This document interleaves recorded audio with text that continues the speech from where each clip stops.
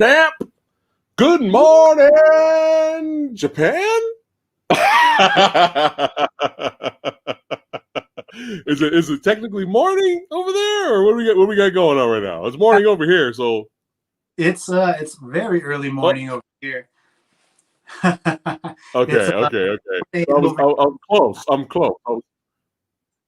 I was close. Give me a moment. Yeah. I can't hear sound on my earphones. Hold on a second. Uh-oh. Technical difficulties. It's all good. We'll get that going. Let's see who is here in chat this morning. At least over here. It's morning in California. Who is here today? Who we got going here?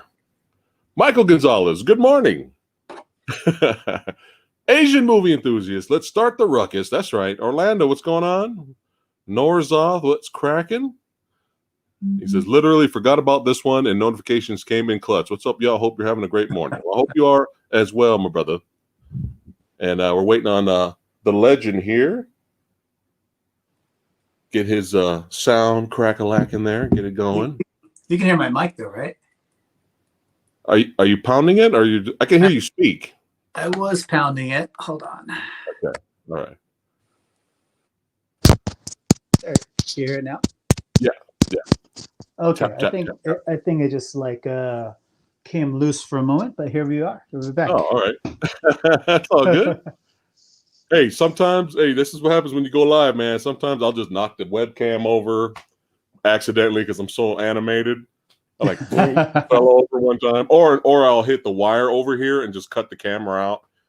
And I'm just like, no, I gotta plug it back in. Sometimes I'll so it's all good. It's all good. Sometimes I'll hit over. I'll knock the light in a different direction. So then some of my videos partway through, you see the lighting change a little bit just because I just kick the light. Copy that. Kevin Lambert in the house. Nate Dogg. We're starting the fucking ruckus this morning. We got bootleg morning in Japan right now, and the real morning over here in California. Eiga-Man Ray. Hey, what's up? PhatSamuraiGuy. Yeah. The house. He's here at the house. That's right. It's in the stream with the Movie Dojo Army. That's right. And it is a pleasure to have the legend here today with us this bootleg morning. And we're talking about video game movies. Everyone's favorites. Movies. Two of everyone's favorites of all time, right? All time. That's exactly right. All. That's right. 5 out of 5 stars. Oh boy. Well, we got 15 people here already. All right. Nice. So how are things before we get into the knit of the grit? Mm-hmm. How are things out there in the motherland? In the motherland? In Japan land right now? It's kind of wild right now because with all this, Tokyo just entered another state of emergency. So oh really? Yeah. So okay. I mean, but it's not just because I guess there's more understanding about how the virus works. It's a more lighter. Okay. So it's more lighter. So it's not as bad, not as strict, I should say. They still got curfews on different types of businesses. They're strongly recommending businesses to go mostly remote. Stuff like that. But it's not nowhere near as panic-stricken as the first state of emergency. So okay.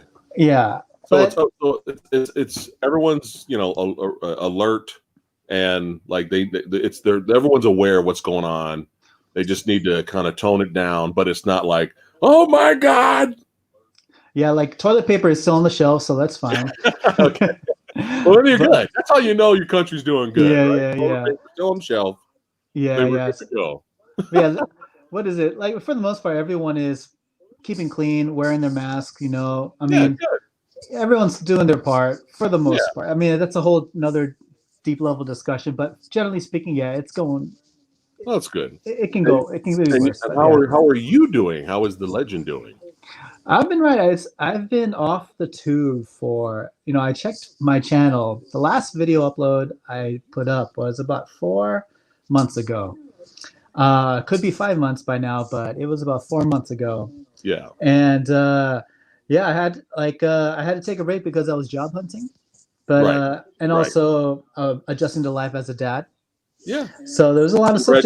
Congratulations, by the Thank way. you, sir. Thank you, sir.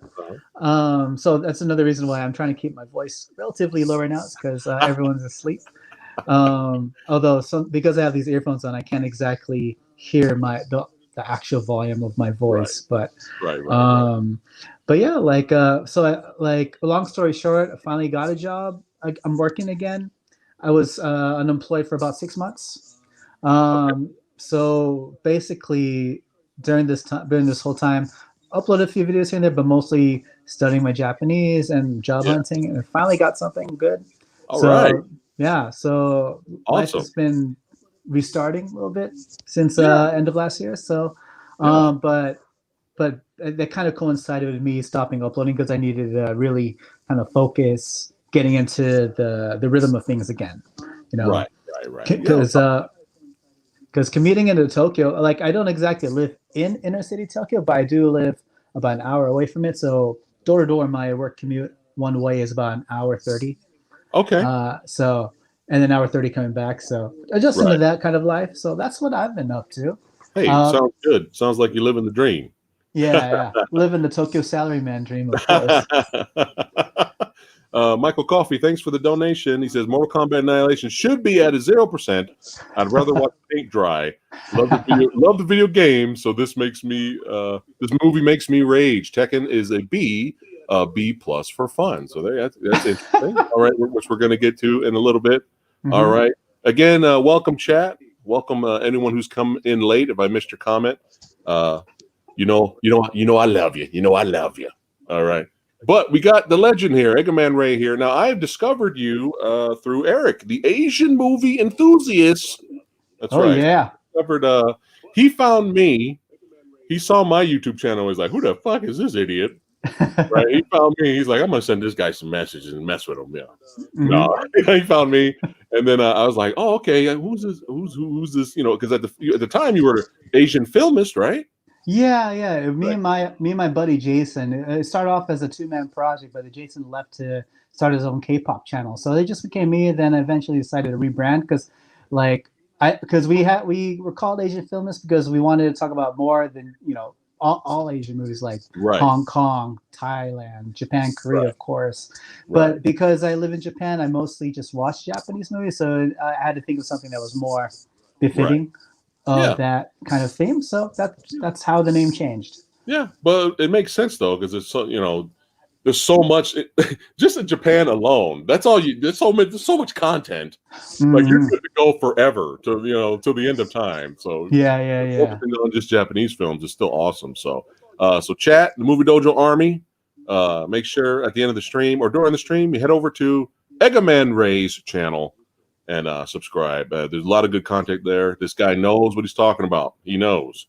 I'm probably going to be contacting him very soon to figure some shit out because I'm like, what the hell was this movie? Anytime. Help me explain. But yeah, he's very insightful. He knows his shit. That's right. So make sure you go over there and subscribe.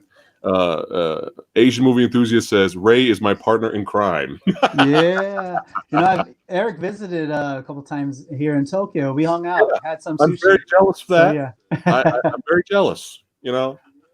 He rubs it in my face. He shows me photos, and I'm just like, oh, okay, yeah. You're the Godzilla hotel. Yeah, the people can stay at the Godzilla hotel. Oh, thanks for showing me that. Yeah, I'm suffering over here, right? Can't even go to the movies, and you're just going. Can't even go to movie theaters over here, but you're just going to Godzilla hotel. Okay, fine. Movie theaters aren't back open yet over there, or are they? Not yet. It's very selective. It's very selective, and it's like from where we are, it's like, do I really want to drive 2 hours to the one exclusive theater that's showing one movie that I might hate? Wow. Like, you know what? I'm just going to stream. I have no issues with that. So it's all good. 19 people here now. That's what I'm talking about. Awesome. I actually, because it was so early in the morning, I actually thought we were probably going to have 2 people. And you know what? Fuck it. We still would have had fun with those 2 people. Why? Because hell yeah. We love talking movies. Anything recently you have? Because I know you haven't done any reviews yet.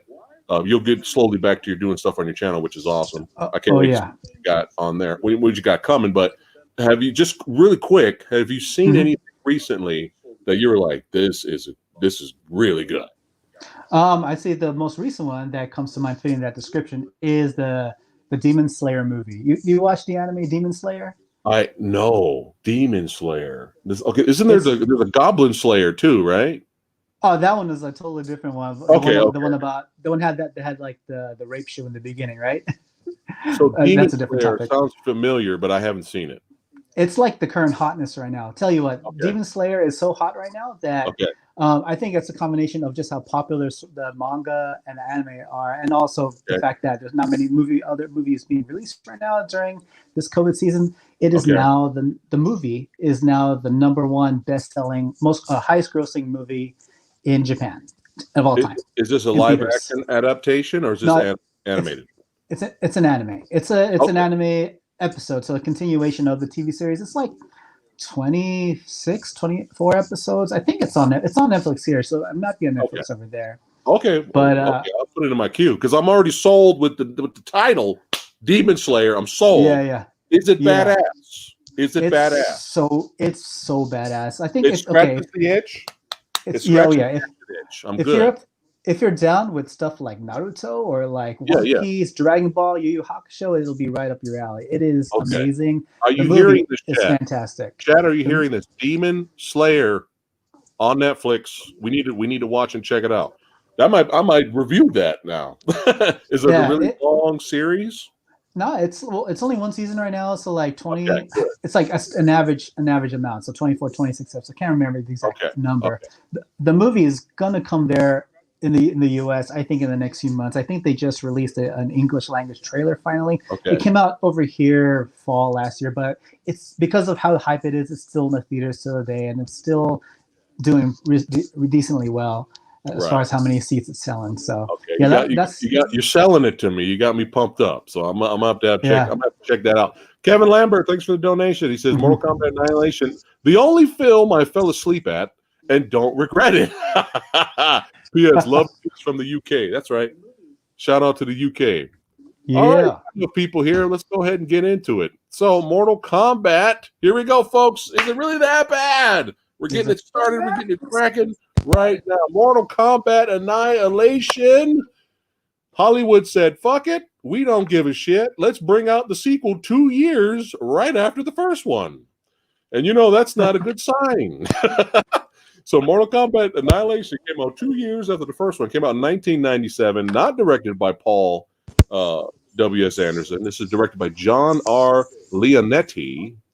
And it stars our favorites, of course, you know, Robin Shue, Talisa Soto. Not everyone's favorite, but mine, James Remar, and many others, and some fun facts that we'll get to later. But I'm pretty sure you guys already know about it. But in case you don't, we are here for the fun facts. So I like Ninja Turtle, like many bad B films and sometimes fun B movies. I would catch them at the $3 theater that was in our area, like Ninja Turtles 3, $3 theater. Nice. Call the Conqueror, $3 theater, right? And as well as this Mortal Kombat Annihilation. I really enjoyed the first one a lot, and it's not a perfect movie, but I still enjoy it, and people still consider that the best video game movie adaptation so far. You know, which is debatable. It's hard to argue against it, though. You know what I mean? I agree. Because there was effort. There was effort in the detail, and there was care and effort. There was love in it. Do you hear me over there? I'm hearing myself. I hear you perfectly, loud and clear. Okay. I'm hearing me. I'm hearing you too. I'm hearing me on your end. Are you? Okay. Let's do some audio test. Test. Mic check. Okay, we're good. I don't know. It was weird. Right now? Yeah, we're good now. You can we're hear good me now. fine. Okay. Yeah, we're cool. I was hearing myself. I was like, oh no, I don't want that to be the whole stream. That's going to annoy everyone if they're hearing me. But yeah, so saw it in theater, and I was just like really glad I paid $3 for it. And I was laughing my ass off. I was laughing my ass off in the theater, like, oh my God, what is happening?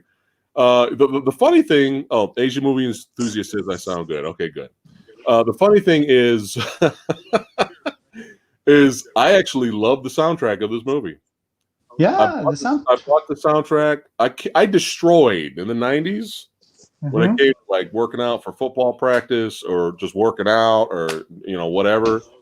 That was like I burnt the Mortal Kombat soundtrack. I burnt the More Kombat, which was an extra CD release of more music for the first movie. Destroyed that, and then the Mortal Kombat Annihilation destroyed that. I don't know if you saw my little Facebook story when I'm like dancing to the music, like recently to kind of let people know about our stream. I'm all dancing like KMFDM, just goofing around. This is having fun, making people laugh. But I still like the soundtrack. So the soundtrack is good. The music's good. Now the music is to this day like it's. I call it nostalgia or whatever, but when I rewatched Annihilation, and I still get those nostalgia jitters. It's like, oh man, this got me so hyped as a kid. It's like you just hear it in a commercial, you hear it like on TV, you hear it when you were watching the DVD. It's like, oh, I know exactly what's coming up. I know exactly what's coming. You get that hype. Soundtrack's great. Yeah. The soundtrack's great. But. We got to be honest. We're always honest here, right? Oh yeah. Just why Chad is here. They're honest. They're whether we're thumbs up, thumbs down, or we're halfway. They want us to be honest, right? Exactly. As if we would shill for Mortal Kombat Annihilation. There's no reason to. Oh, so yeah. I just remember like what is happening? What is happening? But I'm a sucker. So I did buy it on DVD. The DVD, still have it to this day, and that's what I watched it on yesterday or the day before. I watched it on DVD. I could not bring myself to buy it on Blu-ray. For those of you that are interested, chat, there is a steelbook coming out soon with both movies in it, both movies on Blu-ray in it. If you guys are interested, I don't know if I'll do it. I already got the first one on Blu-ray, so. But yeah, so let's get into it here. So the plot synopsis here. Plot synopsis, you like that, right? I like that, yeah. A group of martial artist warriors have only 6 days to save the Earth from an extra-dimensional invasion. Sure? I guess that's the closest thing to it. Sure, I guess. So instantly, I knew we were in trouble, man. Instantly, with the whole invasion in the beginning. Now, the good news is at least the movie starts right away. At least they knew, all right, this movie's bad. The budget is not high. We don't have a bootleg version of Industrial Light and Magic in the first one, but give good visuals. Now we have like even a lower tier special effects company that's atrocious. It's so bad. And I have a saying that we always say, me and Lady Fat Blood say on this show, on our channel, if you can't do it right, don't do it. Don't do it. If you're really ambitious, you really want these special effects to work for this character, but it looks like shit, just cut it. Be more creative and work around it, because otherwise it's just going to look like garbage, which basically was this movie. So. Oh, yeah. But now, it's funny, though. To some people, Mortal Kombat Annihilation is a guilty pleasure, which is perfectly fine. It's perfectly fine. In a sort of, it's so bad it's good for some people, right? I am not one of those people. I'm kind of one of those people. I can laugh at it, though. But with a guilty pleasure, though, that's perfectly fine. But the guilty pleasure, though, like I can rewatch all the time. Mortal Kombat Annihilation makes me laugh. I don't know if I can watch it all the time. Yeah. I'd say for me, over Mortal Kombat Annihilation as far as guilty pleasures go. There's Street Fighter and there's Super Mario Brothers. Yeah, Street Fighter. Those movies are so bad, but I absolutely love them. I saw them both in theaters. I saw Annihilation in the theater too. Yeah. And I saw the first Mortal Kombat in the theater because as a kid growing up in the 90s, I played I was a huge gamer. I still am a big gamer nowadays too. I tried to watch them all when they came out in the theaters because I love those games to death. And I remember watching the first Mortal Kombat movie. I was just like, wow, they got everything down except the Yeah. blood, but they got everything, right? Yeah. This is Yeah. good, right? Yeah. And then so I was so hyped to see the second movie. I can't remember if I watched it opening day or not, but I paid matinee pricing for it. I think Okay. I remember seeing it on the weekend during the matinee pricing. Yeah. They don't do matinee pricings anymore, do they? If you go really early, maybe. If you go really early, Yeah. yeah. But I was so, I was after watching the movie. You know how like you get so hyped up about a movie that afterwards you kind of like are in denial that it's bad. Yeah. You know, I've done that before. Yeah. Yeah, Spider-Man 3. Spider-Man 3. That was me with Spider-Man 3. Yeah. Like Yeah. I was in denial for a good couple of weeks. Like, nah, it was great. They had everyone in there. Everyone from Melina to Nightwolf to even a Muppet Baraka. I don't care. They were still there. It's like... So when you revisited it recently, what at point of the movie were you like, oh no, this is not gonna get? In the words of bootleg discount Johnny Cage, this is not good. I think for me, rewatching, okay, just I think like the moment when it wasn't Christopher Lambert that stepped out, Yeah. It's like it's like I was like, yeah, Christopher Lambert as Raiden, even though I think they probably could have been a better Raiden cast in the first movie, I still, that his portrayal was what stuck to me as a kid. It just kind of worked. It worked. Yeah, We like Christopher Lambert, Yeah. But it just for some reason it worked. Mm-hmm. But James Remar, who was like, I am a fan of James Remar. You guys know me. I love him in The Warriors. Okay, that's my shit. I love him as Ajax. Mm-hmm.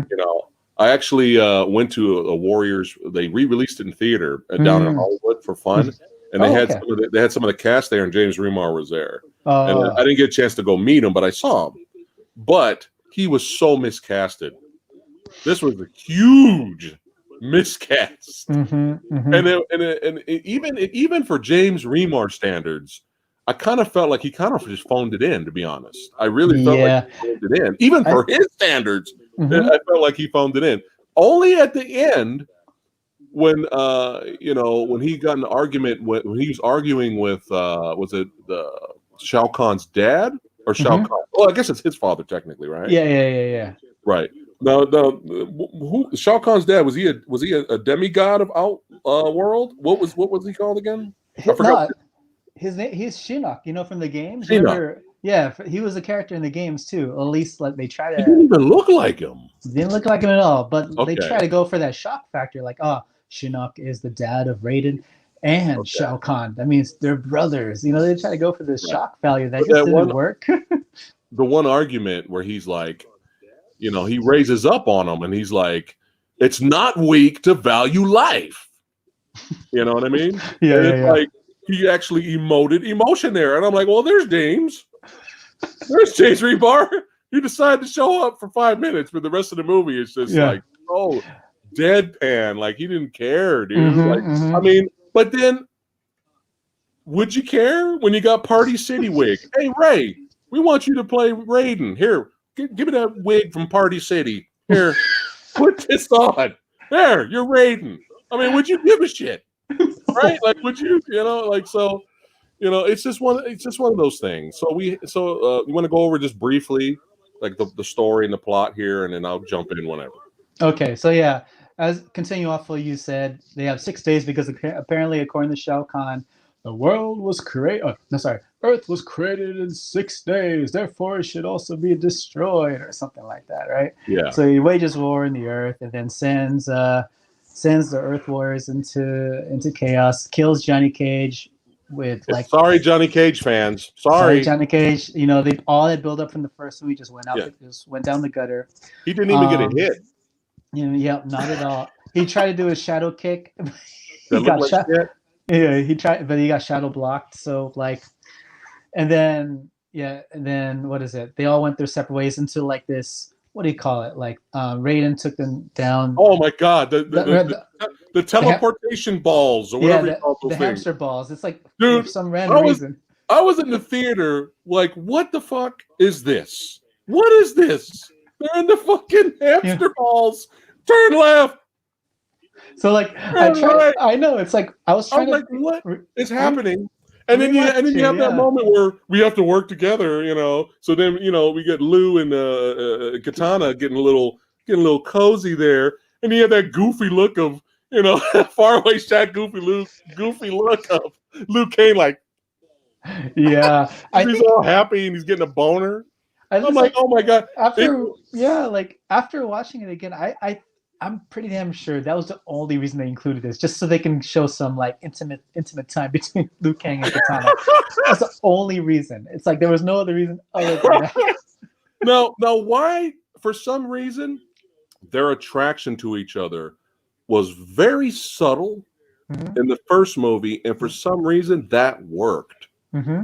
This one, it's like, no, fuck the subtle. We're gonna hold hands. We're gonna look in each other's eyes and look at each other googly moogly, and all. It was like so like forced. It just was awkward. It just did not work. The timing was so awkward. Like awkward. Like their first kiss or the first attempt at kissing was right before the fight with Smoke. It's like they got jumped by Smoke, but before that, they're about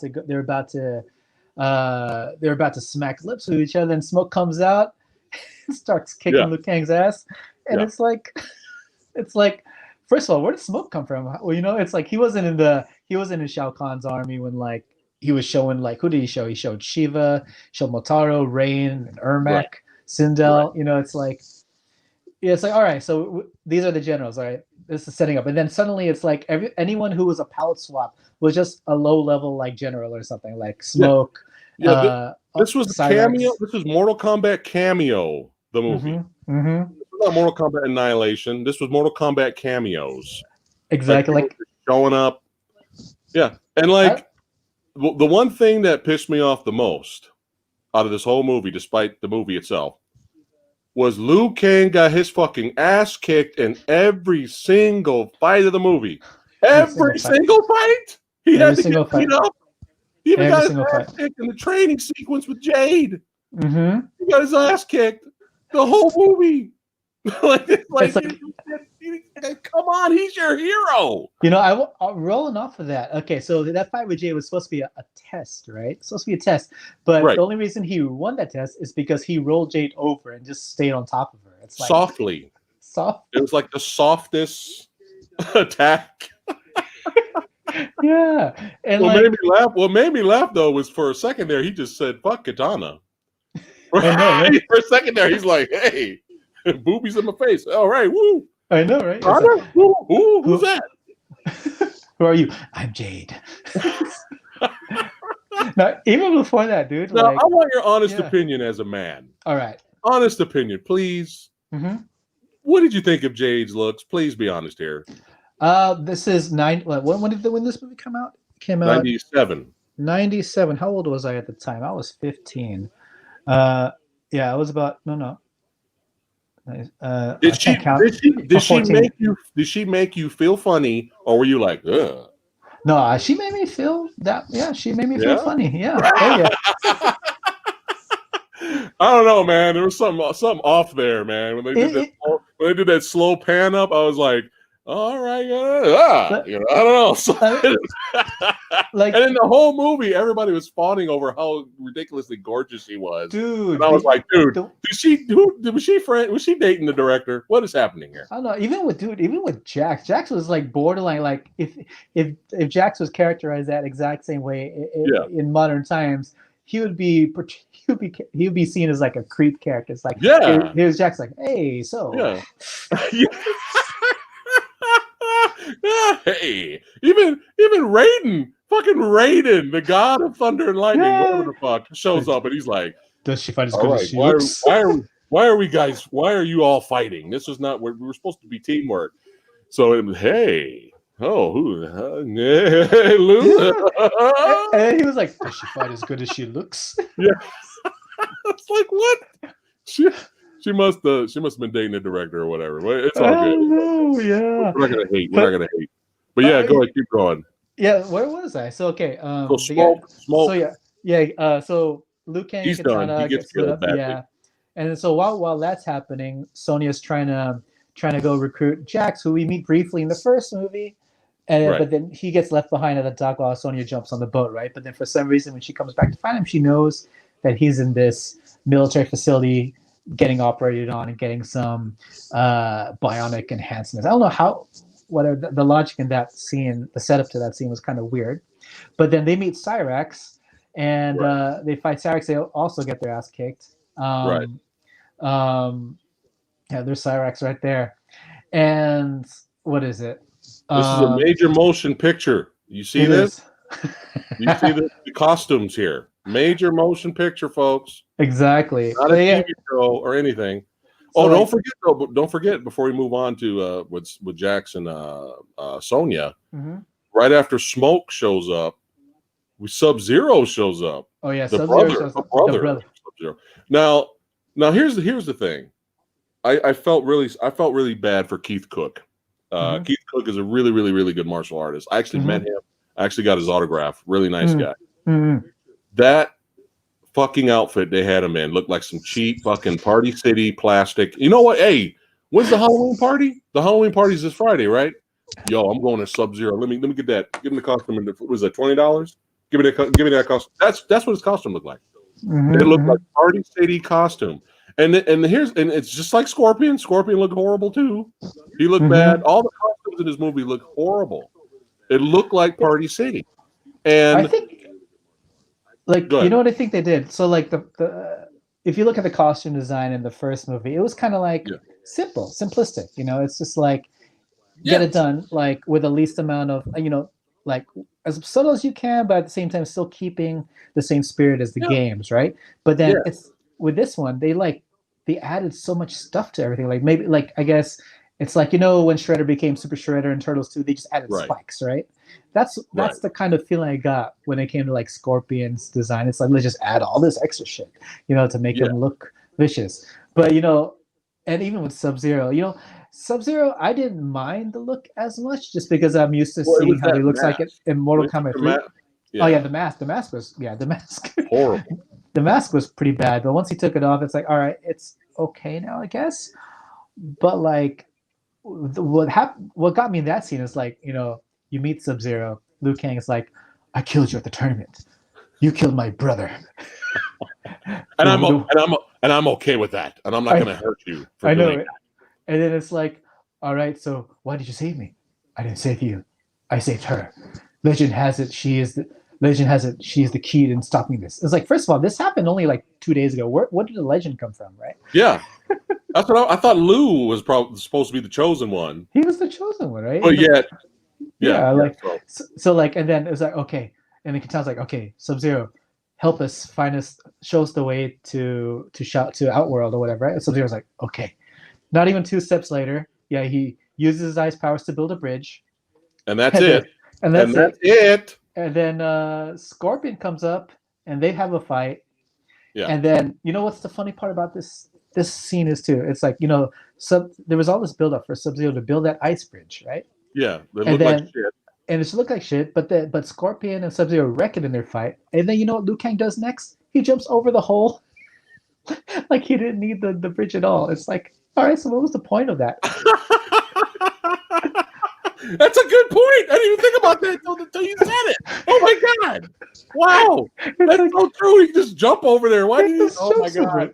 And we wasted that horrible low budget to make a bridge when Sub-Zero could have used it on Scorpion in a fight or something. Now, I'm gonna say this is that because a lot of the fights in this movie, they're all dog shit. Okay, but I'm gonna say this: the fight with Scorpion and Sub-Zero is one of the better fights in the movie. Unfortunately, it's almost ruined, or it might be ruined for some people. The horrible wire work done horribly wrong. You have that moment where they like jump in the air and Scorpion flips and like stomps him down. Oh, it's atrocious. It's atrocious, horribly bad done wire work. It's like, because when you're actually kind of getting in the fight and you got the soundtrack, right? Getting you pumped up. And then I'm like, fuck, stop doing that. You know what I mean? So a lot of the fights, a lot of the one-on-one battles and stuff are not good. They are not good. They're stock. they're stock. Exactly. But this one, there was like, there's a move where Sub-Zero, and Keith Cook really did the move. He really did the triple kick on on Scorpion. He really did the jumping on him and kicking him in the head and jumping off. That was no wires for that. So in terms of fight quality, this is probably, I know we're grasping at straws here. This is probably one of the better fights in the movie. But let's talk about the thing that happens afterwards, which might be one of the funniest moments. It might be one of the funniest moments in movie history, and I'm going to keep this. Hold on, if I can find it. Hold on, damn it! Where are you? Where'd it go? Oh, I know where it is. Yeah. So they fight. The bridge is destroyed, and then Lou jumps over, like you said, which was so bad, and then Scorpion horribly teleports. He melts away to the other side to grab Katana, and then this happens. Suckers! Yeah. That happens, and it's so fucking funny. I'm gonna play it one more time. Suckers! Yeah. Suckers! Yeah, it's just wow. That's it. Wow. Yeah. It's like Did it say suckers? Did the video say suckers? Yeah, they okay, said suckers. Good. Okay, cool. Yeah, well, I'm not sure if the video does the video are the videos you're playing, do they have sound? I can't hear the sound if they do. They do, but it's like for you guys, it's different. Like Gilbert says, "What the fuck was that?" So I guess it came through. Here we go, Michael Coffer. You just took 1 year off my life by seeing that scene.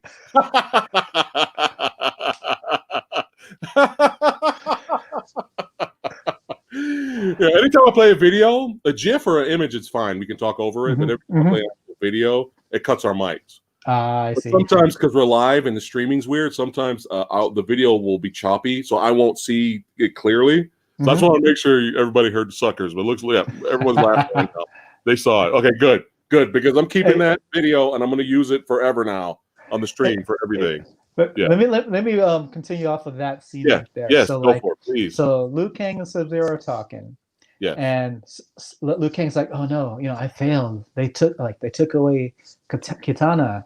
Sub-Zero then says, "This just proves that you are not strong enough to fight Shao Kahn alone, right?"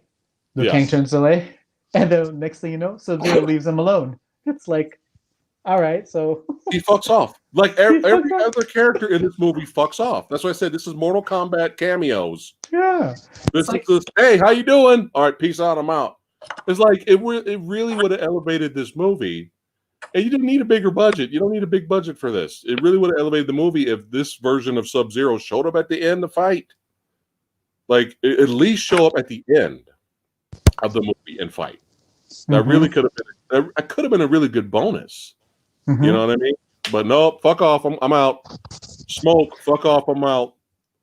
Dude, everyone. It's like Nightwolf. Nightwolf was like, hold on a second. After suckers, did Scorpion ever come back? He never came back. He never came back. So Scorpion said fuck off too. It's like probably what the hell? If probably like the biggest poster boy of the series just came in for a cameo and just said fuck off. It's fuck off, suckers. It's like if there's a poster boy that's more of a poster boy than Liu Kang, it's Scorpion. I mean, yeah. But how did you like? Speaking of fucking off, how did you like Katana finally revealing her fans, and then that's it? This is all you get, guys. Are you enjoying this chat? This is all you get right here. That's it. Cut. Yeah. Fuck off, fans. We're not going to see her using it in any other instance. She doesn't whip them out later if she needs them. For some reason, she's unarmed the rest of the movie. It's not like she threw her fans away. Yeah, she had them like, what do you call it, folded up. And it looked like daggers, right? And then the real fan. They look like rubber daggers, yeah. Yeah, and then that's it. I think she probably used it as a shield or something. I don't know, but flipped it open, let one guy down, like knock down one dude, and end scene or end. Yeah. End Open it up for the scene. trailer. Let's open it up for the trailer. Yeah. Right, and get us fanboys to come. 30 badasses here hanging out. Thanks for hanging out with us today in this morning or evening, wherever you are in the world. But yeah, we got Eiga-Man, Ray in the house. That's right. We're still talking about Mortal Kombat cameos. So I would have, even though they gave Jax some cheesy lines once in a while, you might be totally different, and that's fine. Let me know if you disagree.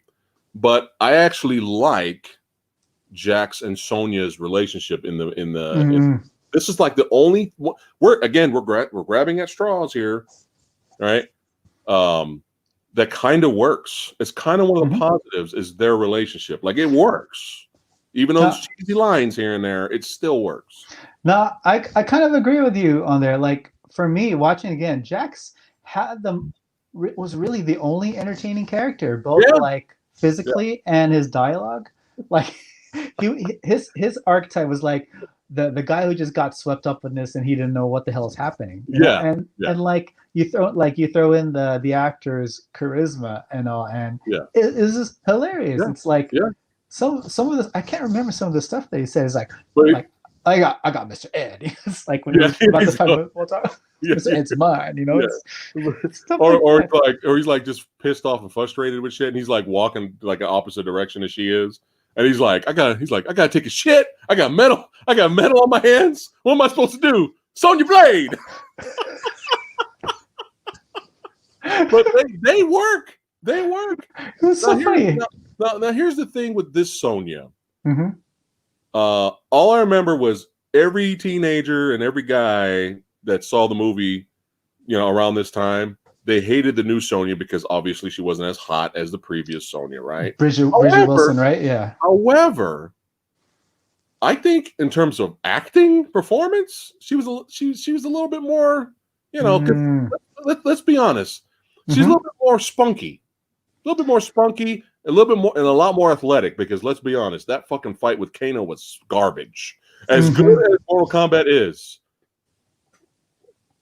that was her fight stance. I know she's hot. I get it. But when you go back and watch her fight with Kano in the first movie, that's her fight stance. Yeah. I cringe. I can kind of get on you. Watch when she throws the roundhouse kick and falls down. Nobody noticed that because she's hot. And it's fine. It's fine to googly her. I think everybody was. It's fine. But in terms of martial arts or athleticability or whatever, you know what I'm trying to say, athletics. I mean, it's bad when she's supposed to be this badass military martial artist, and she does a roundhouse kick and falls, and that was the best take they went with. Okay, this one, she seemed like she could move a little bit better, and I know a lot of the fight scenes is probably a stunt double doing everything, but I wasn't cringing as much. So. But guys don't care because they want to see the hotness. But I mean, at least I don't know. You go with someone who's not as attractive but more believable, or do you go with someone hot and all she does is the pout of fury? It's not even the kiss of death from the games. It's like pout of fury in the first movie. But yeah. No, like I can kind of get on you with that because, like, I think for me, the reason I like the first Sonya Blade, Bridget Wilson was her name, right? It's because I saw her in Last Action Hero, and she was hot in Last Action Hero, right? Dude, that's what I'm saying. I have no problem with the look. Yeah. But like, I can kind of agree with it. They gave Sonya in this movie a little more things to do, just mainly because she was arguing back and forth with Jax, whereas in the first movie, like the latter third of the movie, she just gets captured by Shang Tsung and is just hanging there, crucified, waiting to be rescued, right? Yeah, she became a damsel. She was introduced to us as someone that doesn't need help, and she's this badass. And then at the end, she's in this horribly bad leather dress with 80s rock band hair, and it's just like, oh, she's a damsel now. What the fuck happened? Yeah. But in this one, at least, I like that scene where she actually like, you know what? I'm gonna call for help. She was getting fucked up by Ermac. Ermac or Noob Saibot. It was in combination. Both. Yeah, it was both of them. She was getting fucked up. And she asked for help. And I actually like that line where Jax, after he beats Motaro, after he beats up Mr. Ed, he comes over there and knocks out, I think, Noob Saibot, and she's like, what did she say? Well, she's like, what took you so long, or something like that? She was like, I see you found your confidence, or something like that. Yeah, because he finally took off the metal arms. That was yeah. as Raiden said. And he goes, you finally asked for help, huh? Yeah. That was actually good. So they actually had some kind of arcs, both of them, like going on. Granted, I still think they're like their arcs were kind of Jimmy rigged in there just a little bit, but they actually had some kind of character development to follow through with. At least. Yeah. Thanks, Gilbert, for the donation. He said he was 15 years old when the movie came out, and it's one of the main reasons I hardly have faith in video game movies at all. Wow, so that's pretty interesting, because he was the perfect age. This movie was, what you call the perfect age range for Hollywood. Be like, hey, let's market it to the teenagers. Yeah, and I was that age too. I was that age too when I first watched Annihilation. Yeah. Around that age, yeah. I was definitely in high school.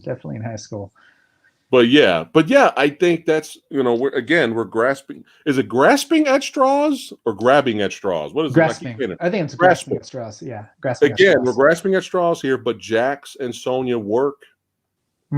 They work. Now, remind me of the Mortal Kombat lore here. Please help me out with this, please. Where do you want me to start? Well, Mileena. Now, I thought, were they twins or were they not twins, Mileena and Kitana? So when you first meet Mileena in Mortal Kombat 2, you're led to believe that she is Kitana's twin sister, I believe, but then you learn later that she's actually a clone made from, now I forgot the name of the species, Takardan?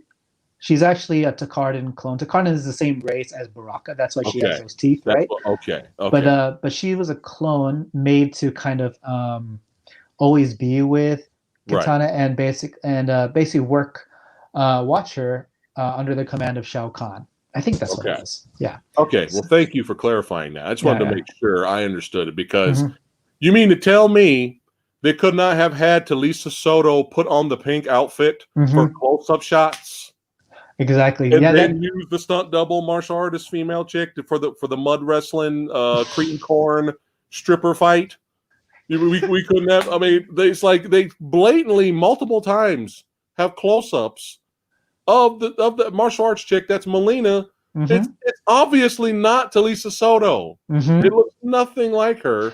And Sonya's like, Kitana. I mean, you can take 5 seconds. Hey, Talisa, we need you to put on this pink bandana ring. We're gonna do your hair. It's just a close-up shot. That's it. But no, we got to crank this movie out. We got 2 years after the first movie, we got to crank it out. And, speaking of which, after that fight, Jax was like, you look good in the mud. Yeah, it's like, what? It's like a lot of the things Jax says. It was just like definitely entertaining for the. I don't want to say for the times, but I laughed. It's funny. Lot. It's funny. It's funny. But don't forget, before that, after they beat up the defeat. Oh God, the horrible Cyrax special effects. But what did he shoot? It was like a net of acid. Yeah. It looked like garbage, man. It's like, again, if you can't do it right, don't do it. It looks so bad. And we gotta. Sonya picks up what was that? She had the chemicals in her hand. Yeah, chemicals doing the blow. It's like again, trailer shot. Trailer shot. That's all that's for. That's all. I think one thing that I'm kind of in between as far as whether I think it was trying too hard or great for fan service is that they tried to squeeze in so many instances of like the special moves of the characters from the games, like the kiss of death, Cyrax's really shitty net, even Jax's ground pound. What is it? Like Sub-Zero's ice clone. Scorpions get over here, but it's kind of like that was. It's like without those, going back to what we were talking about the action was kind of generic. Like there's the way I saw it. It's like there were kind of layers to this generic factor. Like first, the action choreography itself was just stuff that you could typically find in a 90s action movie, right? It's just nothing different. They try to make it different by having the special moves, but even then sometimes the characters would pull off these special moves so half-assed. Like when Shao Kahn threw the first fireball at Raiden, it was just like it's like right? Like, but then even then, it's like, Did you not laugh when Raiden did his move on him and they put in the audio from the game? yeah, Yeah. I don't know. it's like they didn't even stoop that low in the first movie, but they did it. It's like, Yeah. they try to squeeze in all these things to kind of make the action unique. But one thing they really didn't do also is make the actors move like the characters themselves. Yeah. Like in the end, they were just moving like regular martial arts. Nothing against the performers. I'm pretty sure they're excellent in their own right. Right. But they couldn't, other than throwing in special move cameos. This is called special move cameos. Yeah. They didn't really have that character, that feel that, okay, this is Melina. Oh, this is this is a Sub-Zero fight. This is Scorpion, the guy who came up from hell. It's like you didn't get any of that. That kind of adds to the disappointment of it all. It's like in the end they were just cosplaying, and their moves are making cameos. Their moves are making cameos. It's like, and they were saying all these really bad dialogue, like cliched dialogue too. It's like, what is the one that everyone talks about? That's the line between Sindel and Katana. It's mother, you're alive. It's too bad you will die. Yeah, that's the classic one. That became a meme because it was so bad. It's funny how some things become memes years later after the movie comes out. Thanks, Dog Soldier, for the donation. He says they tried way too hard, whereas the first film, at least they thought it out a bit more. Yeah. So, but yeah, you're correct, Ray. It's it's probably one of the. I would have taken better costumes and amazing fight choreography any day over special effects. I think the fans would have been happy too. Yeah, of course, it probably been one. Well, they didn't do any other special moves. I mean, yeah, I get that, but man, the fights though, right? So what's the trade-off here, right? Exactly. It's like, I think it can be easy to forgive, like it can be easy to forgive fight choreography if the performers can capture the characters as how we remember them. I think it would be much more forgivable with that. But no, we got teenage boys watching. Teenage boys, we got to make. We need more. We need more action and ridiculousness. Let's get some. We don't have enough explosions here. Here, let's put some explosions here. We got to have explosions, right? Yeah. Woo! Look at hey. Who cares if it looks like shit? We got explosions in there, obviously. Major motion picture, guys, dude. Major motion picture, worldwide theater disputed movie. Right here. Are you liking this? Damn, Sonya. Fuck, Sonya. It's some bullshit, Sonya. Oh, shit, Sonya.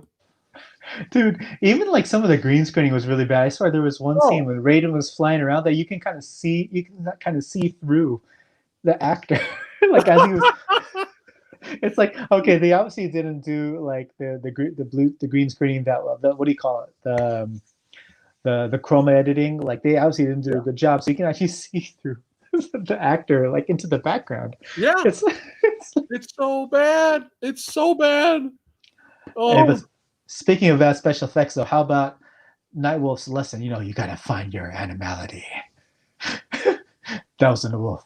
That was my animality. It's like, it's great in the game, but it just sounds stupid as hell when you put it into I got a clip on one of the animalities. I'm gonna play it later. I'm waiting. We're getting there. We're almost there. Okay. We're getting there. Okay.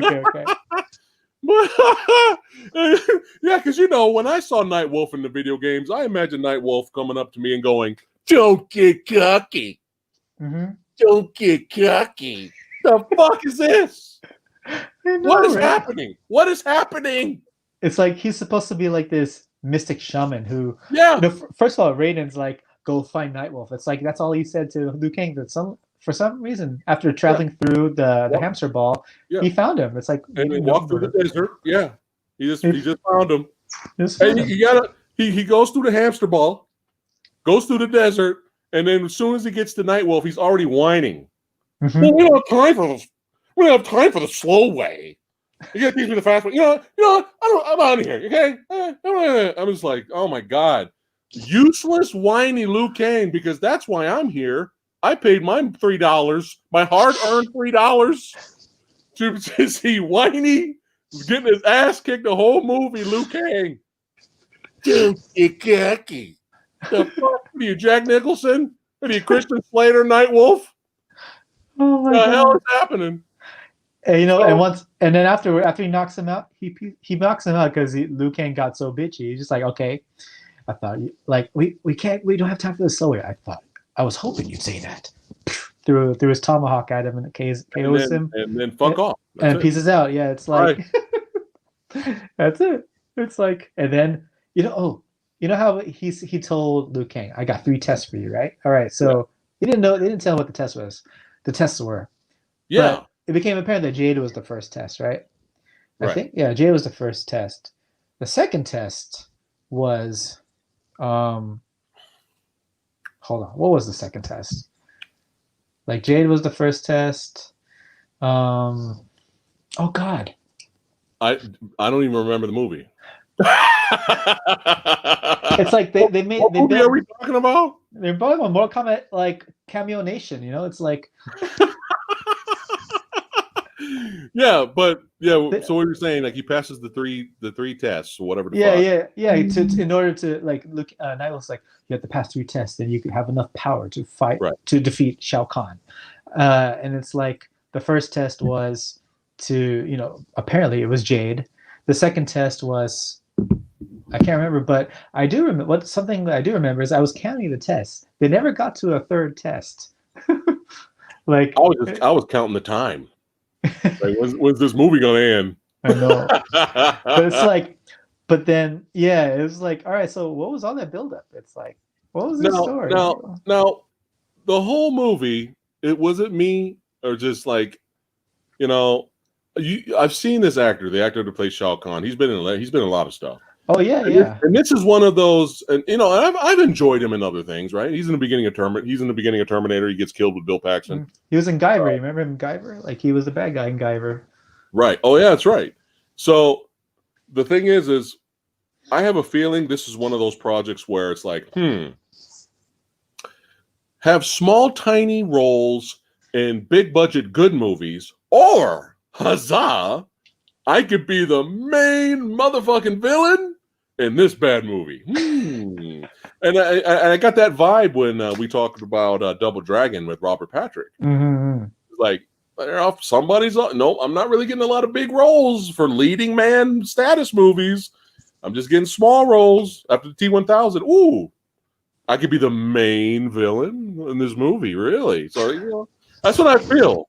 But every time Shao Kahn showed up, it was just like, every time is the way he talked. It was just like, oh, you just wait, Liu Kang. Oh, you just wait till I clothesline you multiple times. Oh, father, don't forget that I am your number one, and my brother Raiden is such a pussy. Oh, I'm gonna be the ruler of Outworld. Oh, yes. Oh, and then I'm going to cross over to Earth, and then I'm gonna be the leader of that as well. Oh, Sindel. Oh, the whole movie.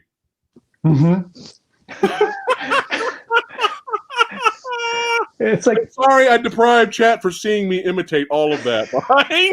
Well, you're exactly right. It was like the whole movie.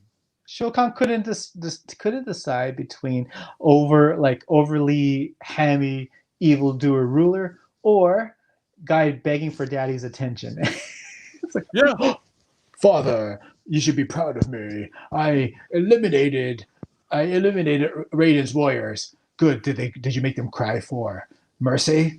You don't have to worry about them. Yeah, because Shao Kahn, looking disappointed, like, oh man. I mean, that's what we came to see. That's what we came to pay our $3 for. Everyone's laughing in chat right now at my Shao Kahn. They're like, Shao Kahn for the new PhatSamuraiGuy for the new Shao Kahn, the new movie. Oh, but yeah, the whole movie, dude. The whole movie. Mm-hmm. But maybe it's one of those things where he's like, you know what? I'm in a bad movie. I'm going to ham it up. Fuck it. Yeah. Sometimes that happens as well. I mean, obviously, with Robert Patrick and Double Dragon, You could tell he knew. Mhm. And he's like, you know what? I'm gonna have a great time. You know, like look at the amazingness of Raul Julia in Street Fighter. Mhm. He Mhm. did that for his kid, and he's like, Mhm. I'm gonna have a blast, and he's like the best part of the movie. So it's like, Exactly. you know, except unfortunately, this is more cringe than guilty pleasure because I'll take any day in Bison saying the day Bison raided your village was the greatest day of your life, but for But for me, me, it was Tuesday. it was Tuesday, which is one of the greatest lines ever. I'll Yes. gladly take that over. oh yes, yeah, any day. So where are we now in the movie now? I can't remember. Okay, we talked about Jackson. Jade. They got Jade on the team. Jade ends up betraying them. Yeah. Do you? So fun fact. Do you know? Not only is this cheap, low budget, just garbage special effects and just a lot of garbage everything. You gotta love when the movie reuses footage, and I'm not talking about the stock footage of the whole beginning or the intro. They just took the exact same intro. That's how cheap and rushed this movie was. It was the exact same font and intro from the first movie. They just have Annihilation there. Yeah. Show a whole bunch of footage from the first movie, right?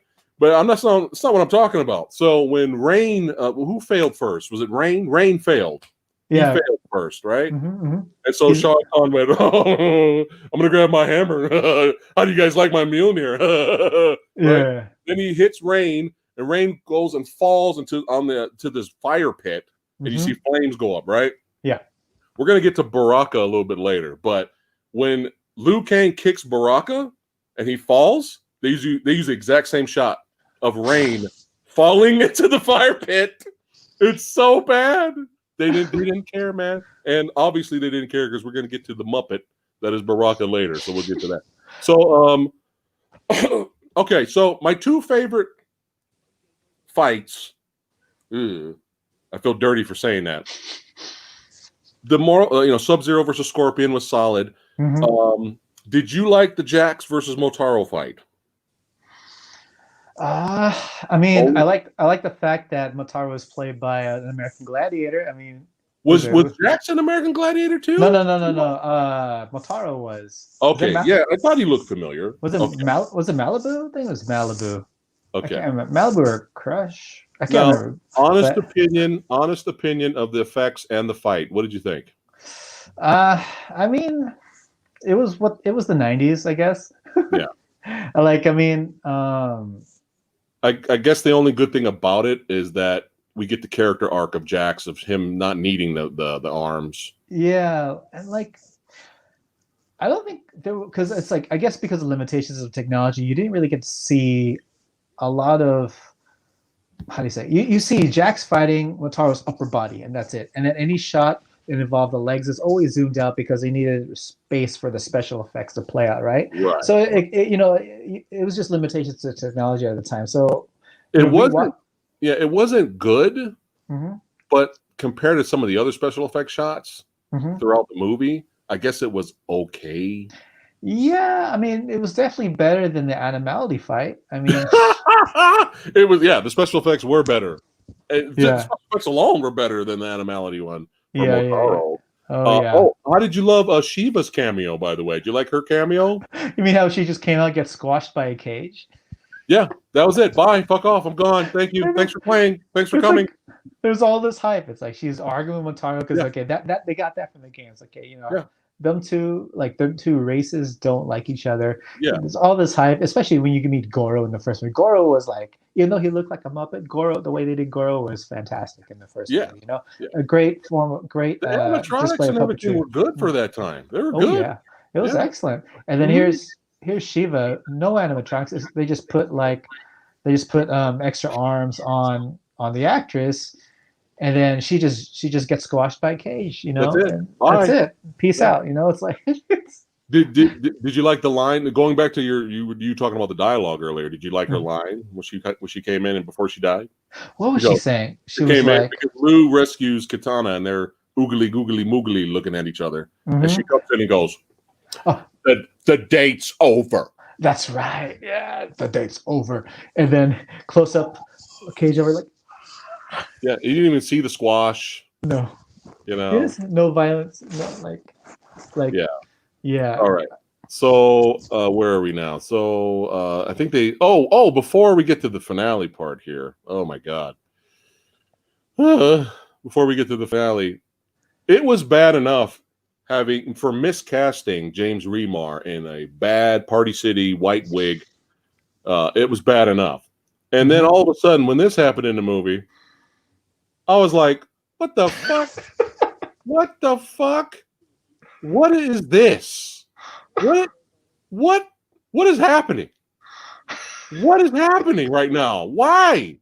Why?" And there was still no clear explanation of why. Did they lose the wig? They did lose the wig on set and said, "Fuck it, just move. Fuck it, we're just gonna keep going. Fuck it." Raiden's like new God, new me. You know. No. Yeah, it was like. So I have a theory. The first theory is what you did is, he lost his powers, so he's not all powerful, right? Mm-hmm. So now he's, hey, I got a new look, hey, right? Mm-hmm. That's the one theory. My theory is we ain't got no wig for Ray Park. There's your other fun fact, guys, is that yes, Darth Maul, Ray Park, is the stunt double for Raiden, and when he fights all the noob Cybots. Now, that's my second favorite fight in the movie, only because I like the music, I like the set. The set looks good. Mm-hmm. The set and the lighting look really good. And having him fight multiple noob Cybots was kind of fun. Of course, you got to cut back to stiff Remar doing shit, right? Which was bad. And you got to love that scene where they're both spinning roundhouse kicks for no reason. And they just miss each other. Yeah. I should have got a GIF of that. They're just doing that just for fun. Just like in Blade, they did it in Blade for fun. They're just showing off. I feel like, but yeah, I don't know if you guys knew that, but Ray Park, that's right, is the martial artist stuntman doing it. Now, if you look closely here, watch when he lands. It's a very young, thin Ray Park. See, he's right there. There he is, Darth Maul. I feel like you're talking about the roundhouses that just miss each other, right? I feel like that kind of maybe not that exact move, that exact choreography, but situations like that are a staple of '90s action. I could have sworn I've seen a few Van Damme movies where they were just doing that, just like sweep, like one goes for a jumping roundhouse, the other one goes to sweep, and they just change places and change places. Just keep doing it. Yeah. Yeah, I swear like that was like a '90s action movie staple. That was in Crouching Tiger, Hidden Dragon too. Like the first fight between Zhang Ziyi and Michelle Yeoh, they did the like one did low, one did high multiple times. Yeah. It's just they're showing off, and it's fun. Mm-hmm. It's fun. Yeah. But the cool thing was, hold on a second. Let me have a chat here. Dog Soldier, what's going on? Thanks for the dono, man. He says, if you both had a last request, which would you choose to view, Annihilation or Mortal Kombat TV series? Probably the TV show, man. did you check out Conquest, Mortal Kombat Conquest back in the day? Oh, I have it. I own it. It's terrible. It's terrible. Oh, it's terrible. Kung Lao is the TV. That was one with Kung Lao as the main character, and two generic partners, right? Yeah. But Raiden at least was funny. Raiden was funny on the show. The guy who played Raiden, and you get a whole bunch of hot chicks. Plus, you get Daniel Bernhardt bonus, who's a badass martial artist. I love watching him fight. Its show is terrible. I had to buy it for the proof that it exists. Yeah. But I got the whole. It was on Amazon. I got the whole thing for like $10. Dude. So have I popped it in and watched it? No. But one day I might just have it on the background while I'm doing shit, editing or whatever, and just laugh hysterically. But did you see the animated? How do you say? Like when the first movie came out, they made like an animated prequel or something. Like I seen that. I did. See that one? That one was, I mean, for the time, it was like straight to DVD. I think it was just like 30 minutes long. It's computer animated, right? I think parts of it were like the boats and stuff, but the characters were like traditional hand drawn. I think. Right. I might still have that, dude. I might still have that on VHS somewhere. I don't know. I had it somewhere because it's like they released it leading up to the first movie, I think. Right. Yeah. It was like Goro backstory, right? Did it have? I can't remember that. I just remember Kung Lao backstory. Oh, the animated one, right? Yeah. The one I'm thinking of is like before they boarded the boat, like what they were doing before they boarded the boat to I go think that to might be Shang the Tsung's same island. thing. Yeah, Is it it might the be. same thing? I It can't might. remember. Maybe it's been years. I haven't seen it since I was a kid. If But I ever come across it, I'll show Chad. I'll bring it on stream and show them Mhm. that I actually have it. I doubt it though. I probably gave it away. Mhm. Briscoe said he had that VHS. There you go. Let's see. All right. So yeah. And another thing about that fight that I like was we actually got the uppercut into the ceiling move. Yes, the That uppercut was into the fun. thing and the stage change, right? It's like that's out of Yeah. Mortal Kombat 3. It's like I was like, oh, Yeah. there it is, right there. I was like, that was fun. Other than that, dude, everything else is garbage. All the fights are trash. Sindel versus Katana was horrible. It All was they did one was of just those, like push each other around or slap yeah, each it's other. like Kind of. there's a little kick here. It's so bad, dude. And it's like, what was your reaction when Sindel did her scream and just completely annihilated like the mountain and the what, you know what I thought about after seeing all of that? I was like, why didn't she fucking do that in the beginning of the movie? Why did she do that? Like if she could do that, that's like she would have been like an easy Deus Ex Machina. It's like not really Deus Ex, but just like Yeah. they're like, oh, we're in trouble. All right, Sindel, do your thing. The game over for the Like heroes. It's right in the beginning, there wouldn't have been no brother. I'm here to take over. There would have been none of that. She would have been like Sindel. She would have been like, "What's up?" That's it. They're all dead. You They're know, all dead. even the final fight, it's like Katana didn't have her rubber dagger blade or fans. You know, it's like Yeah. Katana didn't have anything. Sindel could still Bullshit scream. some Yeah. stuff. She does the scream. Maybe she deflects it with her fan back at her. Like, come on. I don't know. Mm-hmm. Something that's better than Taibo. Come on. Yeah, Taibo exactly. is probably better than this. Yeah, like what is it? Yeah, it's like they try to establish, okay, Sindel that was like this powerful being, and also they never really it's like they kept going back and forth like, oh, Sindel is the key to closing the portals. Oh no, Katana is the key to opening the portals. Oh, bring them together, it's the key to closing the portals. And then they bring them together, and then they turn into like a Snow White kind of situation. Let's have Katana kiss her mother. True love's first kiss. And then it's like it's like what is I'm that? like, what's happening here? It's like, who's the key? You know? It's like, and then in the end of it, it's like, oh, I lied. It's Shinnok says, it's I who have control over the portals or something like that. Oh, it's garbage. So anyway, you know what I miss in my Mortal Kombat movies? I miss the hero pirate swinging around. Do you remember? You know, you like pirates, right? Yeah, I like pirates. Yeah. And I was really hoping Liu Kang would be swinging around like a fucking pirate, swashbuckling against some Barakas, right? Somebody approved that. Somebody wrote that down. We're going to have our hero do some swashbuckling, swinging around with some chains, sword fighting the Muppet that is Baraka. Mm-hmm. That's what I want to see. Fuck a real martial arts fight. Fuck that. So just to remind chat, you know, we love Baraka, right? Baraka's fucking badass, right? Baraka's scary, fucking violent, badass. Even back in the early days, right? Nobody fucked with Baraka. So we got early recent Baraka designs, right? And early Baraka designs were pretty badass as well. So you mean to tell me, with all these Baraka concept art, comic books, video games, all that they had to go off of, you mean to tell me that in this major motion picture that got distributed around the world, we go from this to this? What the fuck? What the fuck is this? What is this? It's a Spirit's Halloween costume, man. It's like what? Somebody approved this, Ray. Somebody made this, showed this to the board, and they said, brilliant. Brilliant, yes. It's like it was probably sold at Spirits as like Bladed Devilman or something like that. Yeah. I'm just gonna leave this here for the rest of the stream and give chat nightmare fuel. Yeah. So yeah, what? Ray, what is happening? What is happening? So another fun fact, I don't have a GIF of it, but there's another fun fact for you guys that you probably already know. during the bootleg fight between Liu Kang and Baraka.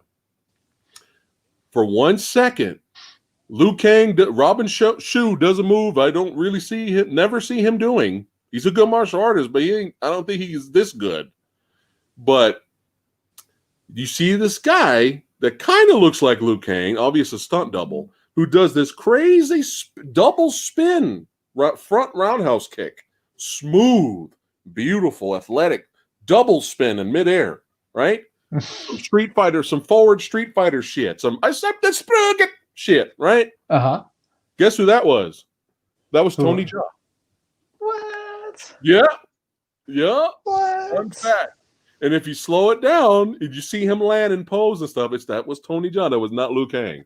Dude, so I gotta check it out again. This movie, you got Tony Jaa in this movie, and James Remar. But James Remar. So yeah, fun fact, chat. That was Tony Jaa. It was just for that one kick. The one stunt. I don't know what he was doing there. I'm sure he's probably uncredited. He's probably doing stuntman work. But that was him. That was him who did that kick. Because I was like, that's a little bit too fancy for Robin Shu there. Yep. And if I'm wrong, I apologize. But yeah, that's Tony Jaa. So now everyone's favorite. We're here now. The end finale fight. Tell me, did you not laugh hysterically when we get to the after the animality fight? I'm saving that for the end. I'm talking about the martial arts fight after the animality fight. Mm-hmm. Did you not laugh hysterically when Father, I need help because I'm useless, and then all of a sudden the other gods come down and they you need to slow your roll, and then the lady goes, this fight must continue like tradition of the tournament or whatever, and then the old guy over here goes, Mortal Kombat. Right? And who gives a fuck? Right? And then all of a sudden, got the music pumped up. All right, here we go. Shao Kahn jumps down there. They start fighting, and immediately, in like 3 seconds, Liu Kang is on the fucking ground getting NWO. Stone Cold Steve Austin stops, and then the music cut off. Stops. Yeah, the music cut, and I was laughing my ass off. It's almost like, is this a comedy? Is it a joke? It's like that was like the perfect cheesy like setup. I was like, dude, I was laughing, and that fight was shite. Mm-hmm. That fight was so bad. Shao Kahn was doing moves I can fucking do. But that should have had me in the fucking movie. All right? I can do that shit. Backface. It's so bad. It's so bad. It's so bad. The only good thing was when he had Liu Kang from the back, and Liu Kang, he had his arms like this, and then Robert, or maybe Tony Jaa, I don't know, did the flip kick out of it. I'm grasping. I'm trying to get them damn straws, but just so lame. It felt like we got to end the movie now. Let's just end the movie. I know. Theme song. Play the fucking theme song. You gotta end it. And then cut it off. Cut off the thing song. Now, I remember my jaw dropping when they did the animalities on each other. I was confused. I was just. It's like they built it up so much, or rather, excitement. Yeah. It was like, all right, you see the eyes, Liu Kang's eyes just change. Like, oh, here it comes. Because you play Mortal Kombat 2, you see like when he transforms into the dragon, he just chomps on fools, right? Yeah. And then here he comes, like, yeah, his dragon's gonna come out, and it's like, wait a minute, that's like not like anything like a dragon. What is that thing? Yeah. What is that? I don't know what the fuck it is. But I only have a GIF of Liu Kang, but that's all you need to see. So again, for the 50 billionth time, major motion picture release. Here we go. Everyone's favorite, and what this movie has been remembered for. I think everyone would have forgotten about this film if it wasn't for these horrible effects. Here we go. Here is your animality. You are welcome.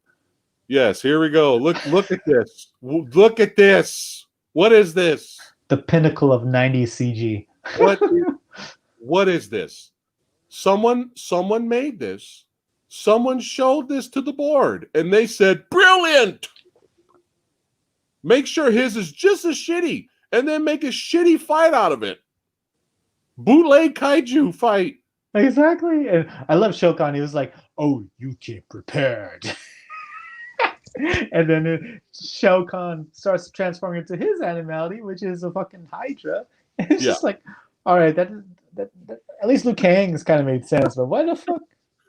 Michael Coffey says, "God, make it stop." It's like they fight. It's like, dude, the fights in like old Sinbad movies look much better than the fight in this movie in the animality fight. And then like at least the designs were good too. Yeah. Like the stop motion is old, yeah, but dude. And then you know what happened what was the end of this animality fight? As we've established, is Liu Kang gets his ass kicked again. So so this animality journey made no sense at all. Made no sense. Useless. It was like, all right, so what was this side quest about? It's like you're gonna try to get like the special bonus skill only for it to fail on you at the very end. It's like, all right, so the side quest wasted, you know. It's like yeah, it's just it wasted our time. It wasted our time. 1 second, I think my cat needs to use the bathroom. Give me a moment. Uh-oh. You see to open the door for her. You got a kitty cat. Yeah. Chat. What's going on? Okay. I think I've blinded chat with that GIF.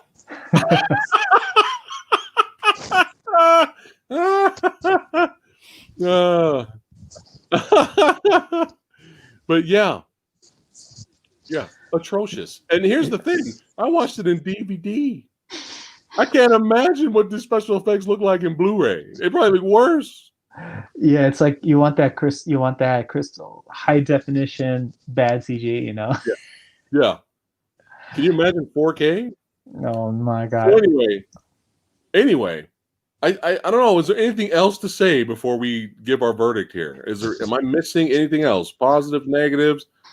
I want to say that yes. I think I'm exhausted talking about this movie. I'm trying to think. I know there was just like a ton of stuff that was just happening, and that also stuff that they built up, and then they just didn't go anywhere at all. And then like, yeah, I don't know. Like it was just. It's like I think by then it's like everyone was happy and friends and just walking off into his arms and arms. It was like, all right, happy ending, all right. Just because we did it in the first movie, so we got to pair off and walk off together, holding hands. Yeah, and then Raiden gets killed from like a measly fireball falling down the stairs, but he gets brought back to life. Shinnok gets sent into the Phantom Zone, and then like yeah, what's the Phantom Zone? That's exactly. Somebody in chat here, Delta Frost says, "Did you guys know Quan Chi? Quan Chi was supposed to show up at the end of the movie. Did you know that?" I did not know that. Oh wow. Well, I'm glad that did not happen because it would have been a waste of that guy. Yeah, they probably would have like built up for some kind of third movie, which you know, if they continue the same direction, it's a good thing that. All right, so let's go ahead and give our verdict, and then chat. As soon as we give our verdict, you guys give your verdict, and we'll be reading what percentage you have given this movie as well. Okay. Again, I could see this being a guilty pleasure for some people. I can see it being it's so bad it's a good movie. I could see that. However, if my feeling for the movie has never changed, and it's fun doing these is it really that bad episodes, because some believe it or not, some movies the chat thought I was going to destroy, I actually ended up liking revisiting it after all these years. I actually kind of not love, but again, kind of gave it a pass. You know what I mean? But I feel the same way, dude. I feel the same way in the movie theater, same way buying it on DVD, and I feel the same way now about the movie. And there are some fucking hilarious moments. I mean, I'm never gonna forget, suckers. I'm never gonna forget that. This is just amazing. Like, I'm never gonna forget this. But yeah, 2%, son. And to be honest, I wouldn't have if they gave it 0%. I wouldn't have minded that either if they gave it 0%. But yeah, it is real for me. It is really that bad. 2%. Ray, you may be different. You may not think it's as bad as 2. So we could be different here. We can agree. So like, I would say, hold on, give me a moment. Oh, my door's closed. Okay, I would say I would give it maybe like a 3%. And let me tell you why. It's because I thought Jax was just the most entertaining part of the movie. Anytime Jax was on scene, was on screen, it was just hilarious. He was the only one that added character to an otherwise characterless movie. Like everything didn't have character. Even Robin Shu reprising his role, it's kind of like they didn't give him. He turned from like this reluctant hero who saved the world into a whiny hero who just wanted to save his girlfriend. It's like they changed it. They changed his character a lot. They didn't give him a purpose. They kept making him get his ass kicked. Everything they try to shoe in as many cameos as they could, for better or worse. Yeah. Even the moves had cameos for better or worse. There was no importance to anything that they brought up, like the 3 tests, as we said. They were shoehorning character arcs for different characters. Some of them worked, like what we were talking about, Jackson Sonya. Some of them didn't work. Like they try to give, I think, Jade a little bit of backstory. They try to hype up Nightwolf, but in the end, it was like, even Sub-Zero, you killed my brother. It's like it didn't go anywhere. But Jax kind of entertained me. Jax and Sonya both entertained me. On a personal level, you're giving it a 3, but you still agree it's really that bad, though. It is pretty bad. Like, I would have ranked it for a personal guilty pleasure if there was at least more than a handful of characters that had personality. Street Fighter, everyone had personality. Yeah, something. Like, Raul Julia out personalitied everyone. So there you go, guys. That movie. Mortal Kombat Annihilation does not get a pass.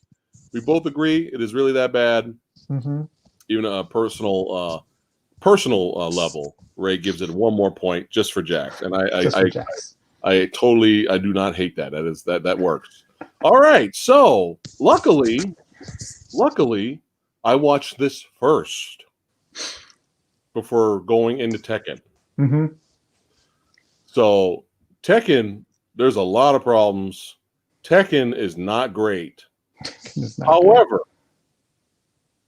we're going to get into it right now. So I don't want to spoil anything here.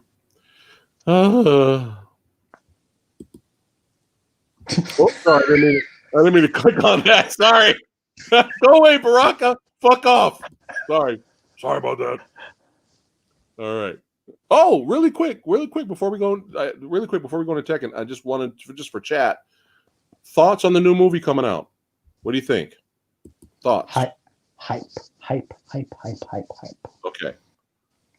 Good hype, bad hype, or just hype? Excellent hype. I mean, James Wan is what? Executive producer? Can't remember. He was directing, but is he directing? Sorry, directing? No. I wish he was directing. Oh, I wish he was directing. Yeah. I think you're right. I think he's producing. Yeah, you have the cast is good. I mean, you have Joe Taslim as Sub-Zero is perfect. You have the guy who played the new Zack in the Power Ranger reboot as Liu Kang. He's not bad. I liked him in Black Mirror too. It's like I like the dude. Okay. You have Sanada Hiroyuki, who's an excellent actor as Scorpion. Yeah, he's great. Yeah, you have Asano Tadanobu, another excellent actor as Raiden. It's like those casting choices are interesting to me. Yeah, like those two together are good. Like I mean, they might have not been good together in the 47 Ronin, but like they're excellent in their own projects. I haven't watched that yet. That might be a potential on the series episode. So we'll see. That has some charm to it, but anyway, yeah. Like who else was in it? We got Steve Harvey as Jax. Steve Harvey? What the fuck? Thanks, Chad. Thank you, Chad. Thank you. That screenshot, he does look like Steve Harvey, doesn't he? My God. I didn't even notice that at first, and then chat pointed it out, and that's it. That's all I see. It's Steve Harvey as Jax. Yeah, Because it's James Olsen, the guy who played James Olsen with Supergirl as Jax, Yeah. right? Like, I think so. Yeah. yeah, but it looks like Steve Harvey. I can't unsee that. Fingers crossed here. Fingers crossed. I mean, at least we know it's rated R. Mm-hmm. We got Sub-Zero here making a fucking ice dagger. So I mean, come on, son. Mm-hmm.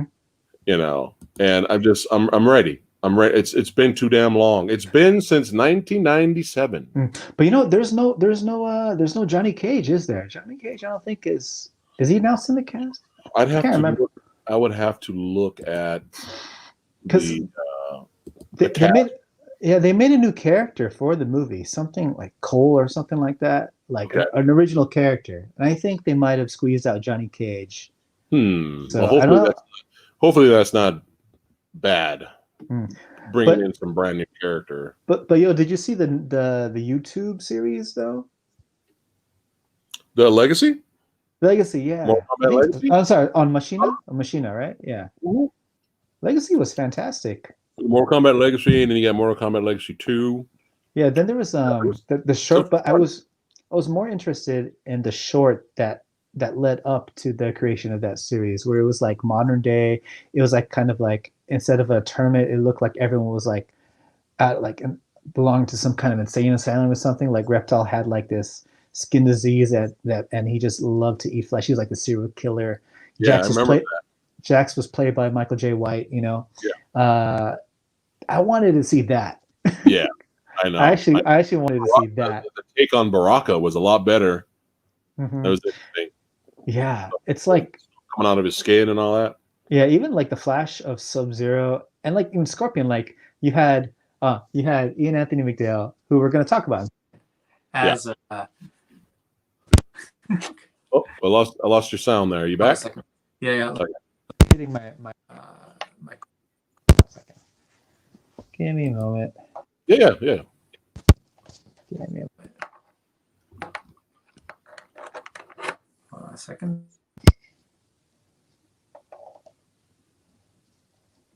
Give me a moment. Let me just change my mic really quick, okay? Oh, can you hear me? Go ahead. I'll keep talking. You're back. I'm back, right?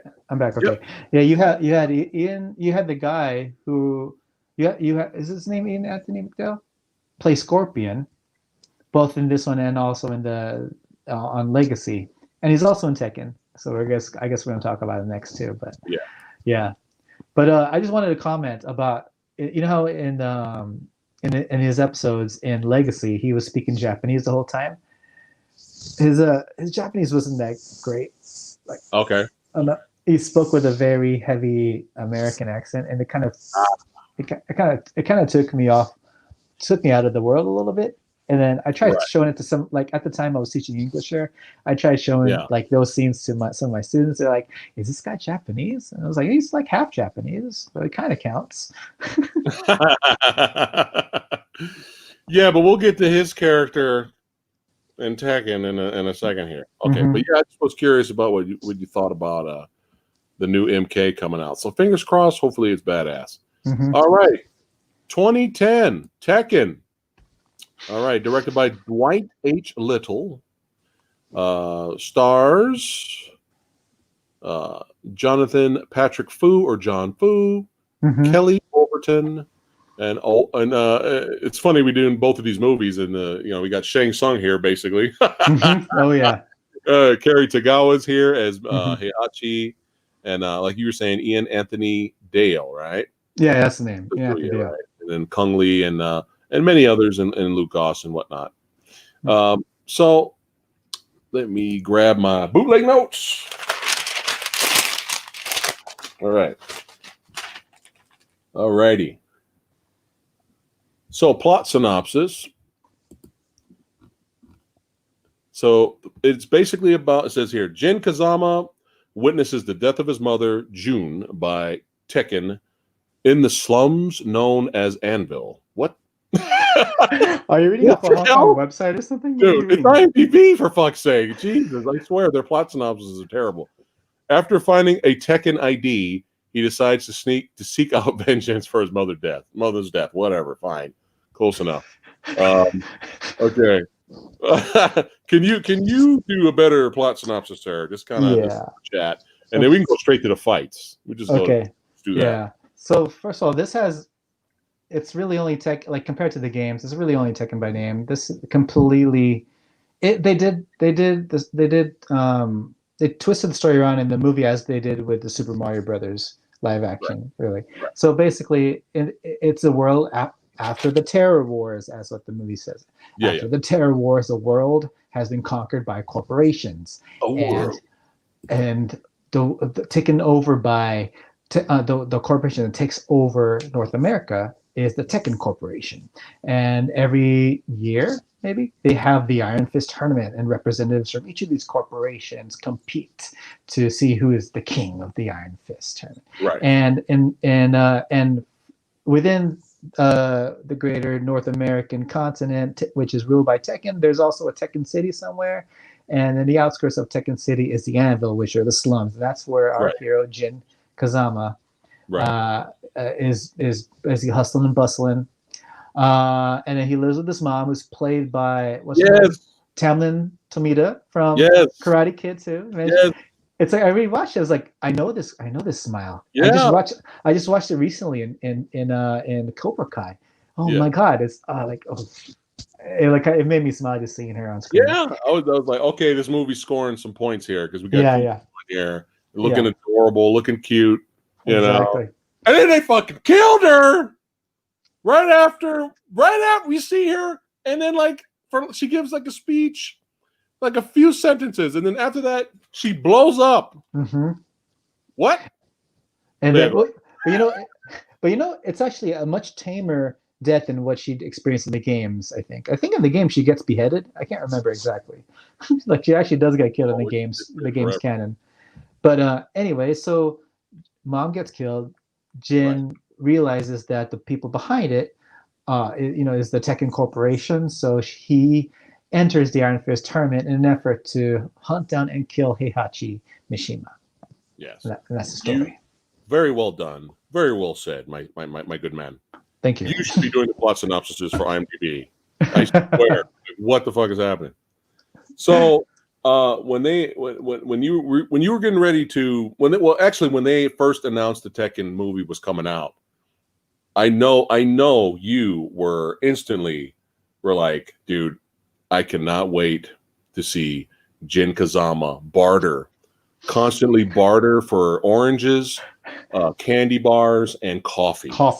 They better have that in this movie, because if they don't have that shit in this movie, man, almost went Shao Kahn there for a second.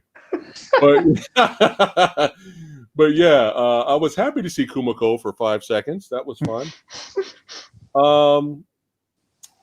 Again, kind of similar to what you mentioned about Shao Kahn and Annihilation.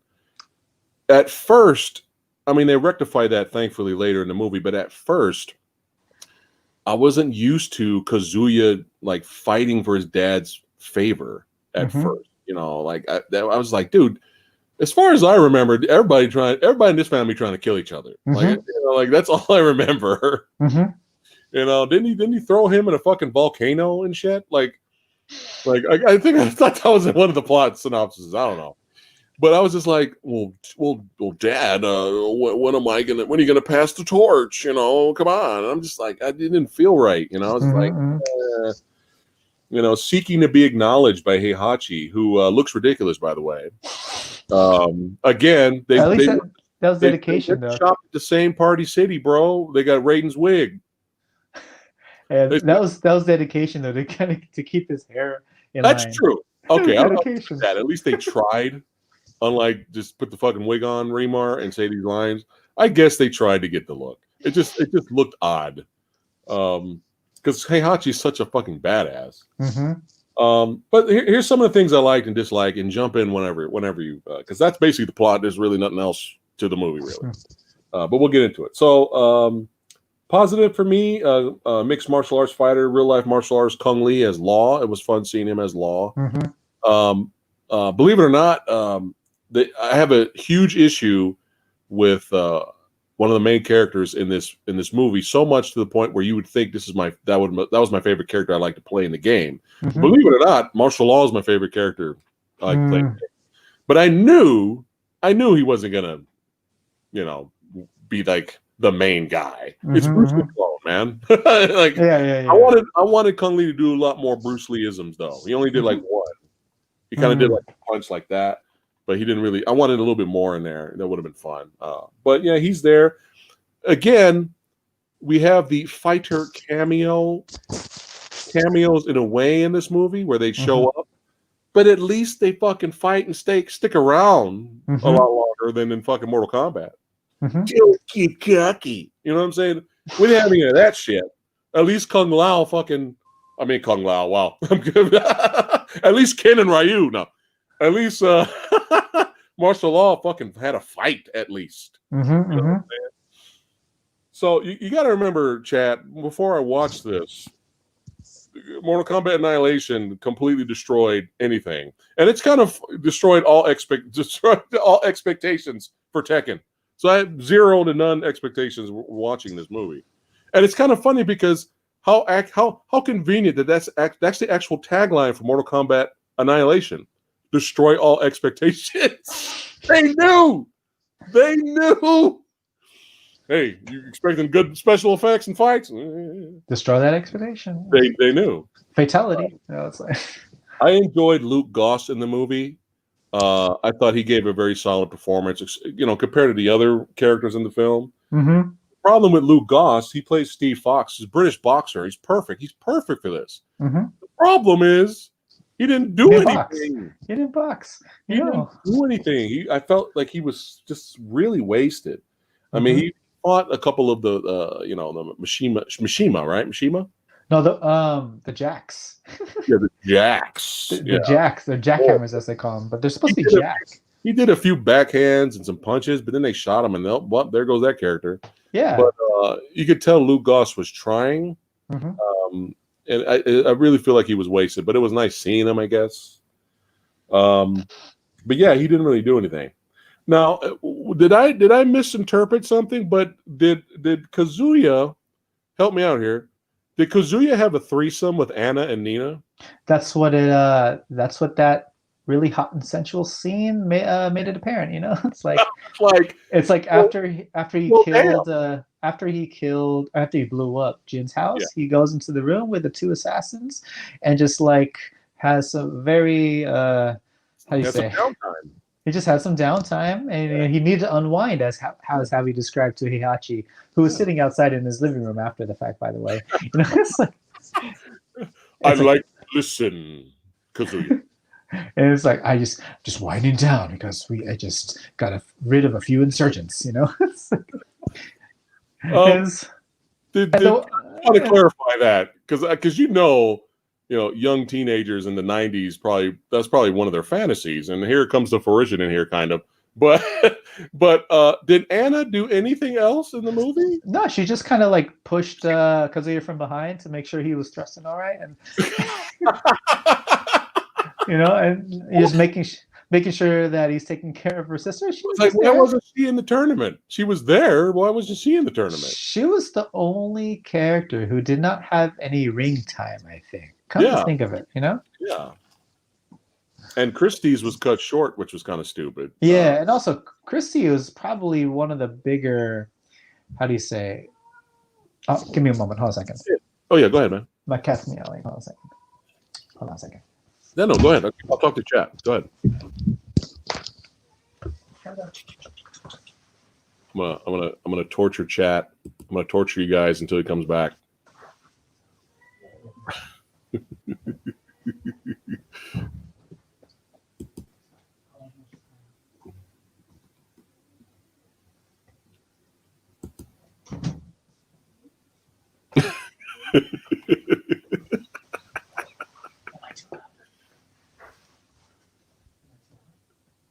Sorry, Chad. Just I felt like torturing you guys for a second there.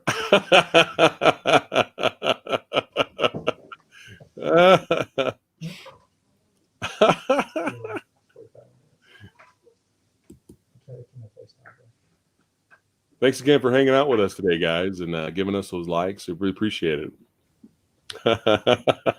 You are a cruel man. Neil Breen is proud. Oh my god. Let me scroll up here a little bit. What's going on, Ballin? What's cracking?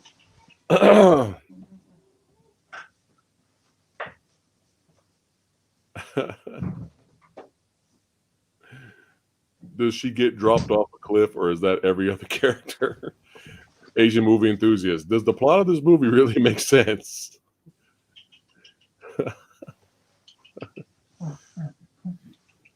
good guy is fighting the bad guys, Eric. That's it. That's all you need. Sorry about that. Oh, all is well?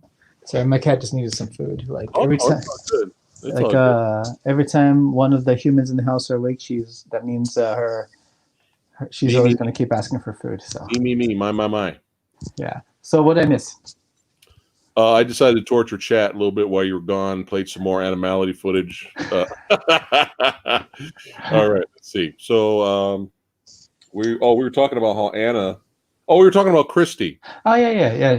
Christy was like probably the biggest change from the game, because in the game, like, first of all, like, Eddie Gordo was probably the best casting in this movie. Oh yeah, just because like I don't remember the performer's name, but he was also in The Protector with John Fu, right?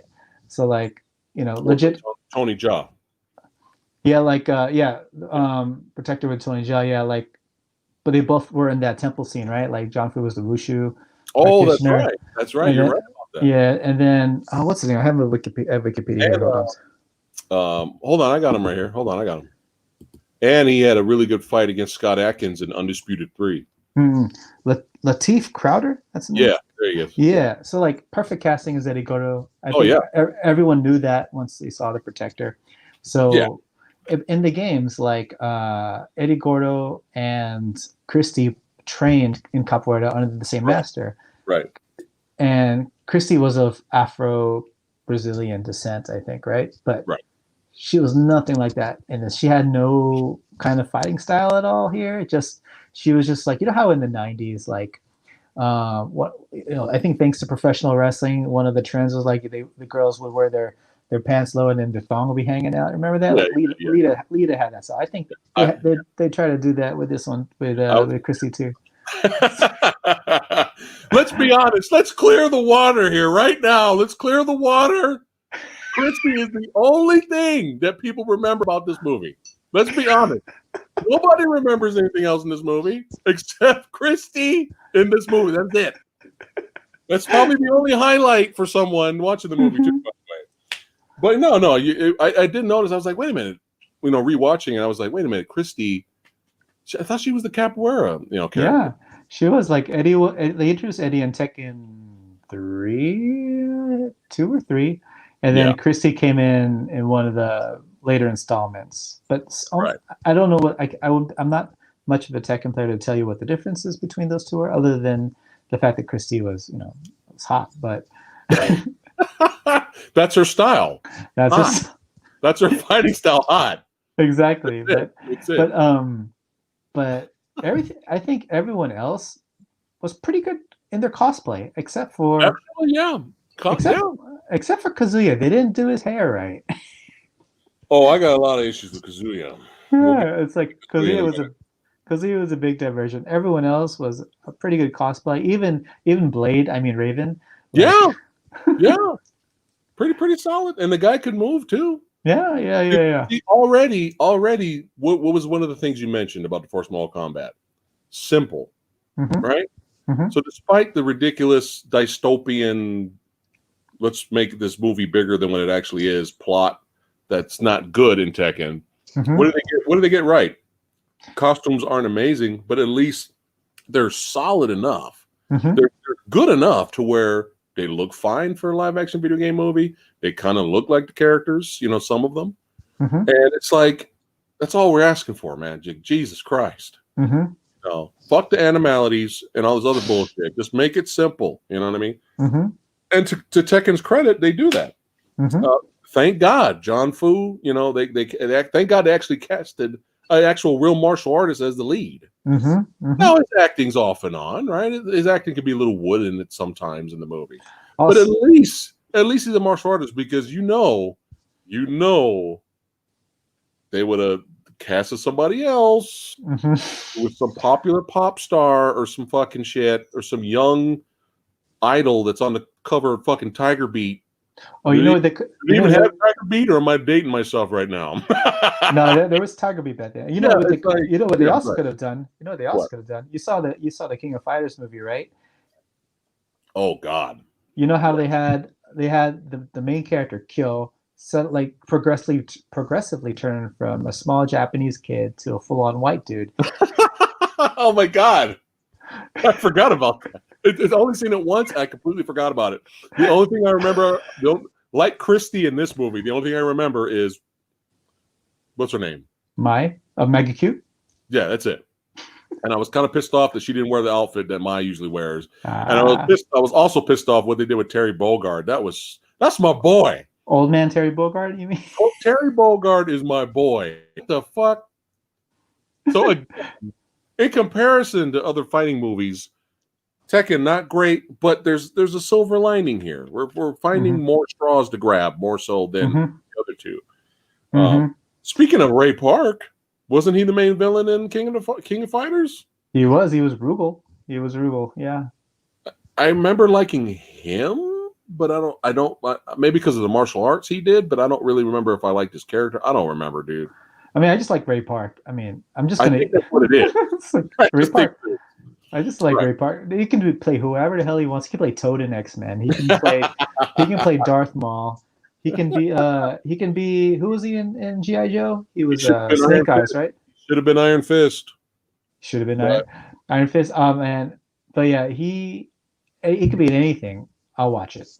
Yeah, I met him. I got my photo with him. He was a nice guy. Oh. But speaking of meeting and getting a photo with him, and he's a nice guy, Gary Daniels. I do have a photo with him too, and we'll talk about him in a minute here. All right, so positives. All right. Anyone had a wet dream out there to see a bootleg threesome with Anna and Nina? There you go. You're welcome. Raven versus Eddie is the first real fight in the tournament. Solid fight. Eddie's great. It's just the only problem with the fight is that it was just a little short. It was short. And it was ending. It ended just kind of like he mounted him. He did some ground and pound, and that was it. Yeah. I thought it was kind of too short, but still, it was better than any of the fights in Mortal Kombat Annihilation. It is, and like each of the characters, I think had enough of their character captured in their performances, especially Eddie. I mean, it was just perfect casting all around. Having Eddie Gordo, it was like perfect. Yeah. Jin versus Miguel. Do you remember Miguel?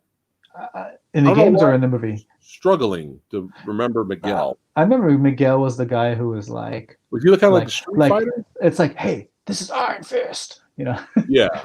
It's like he had that bad line.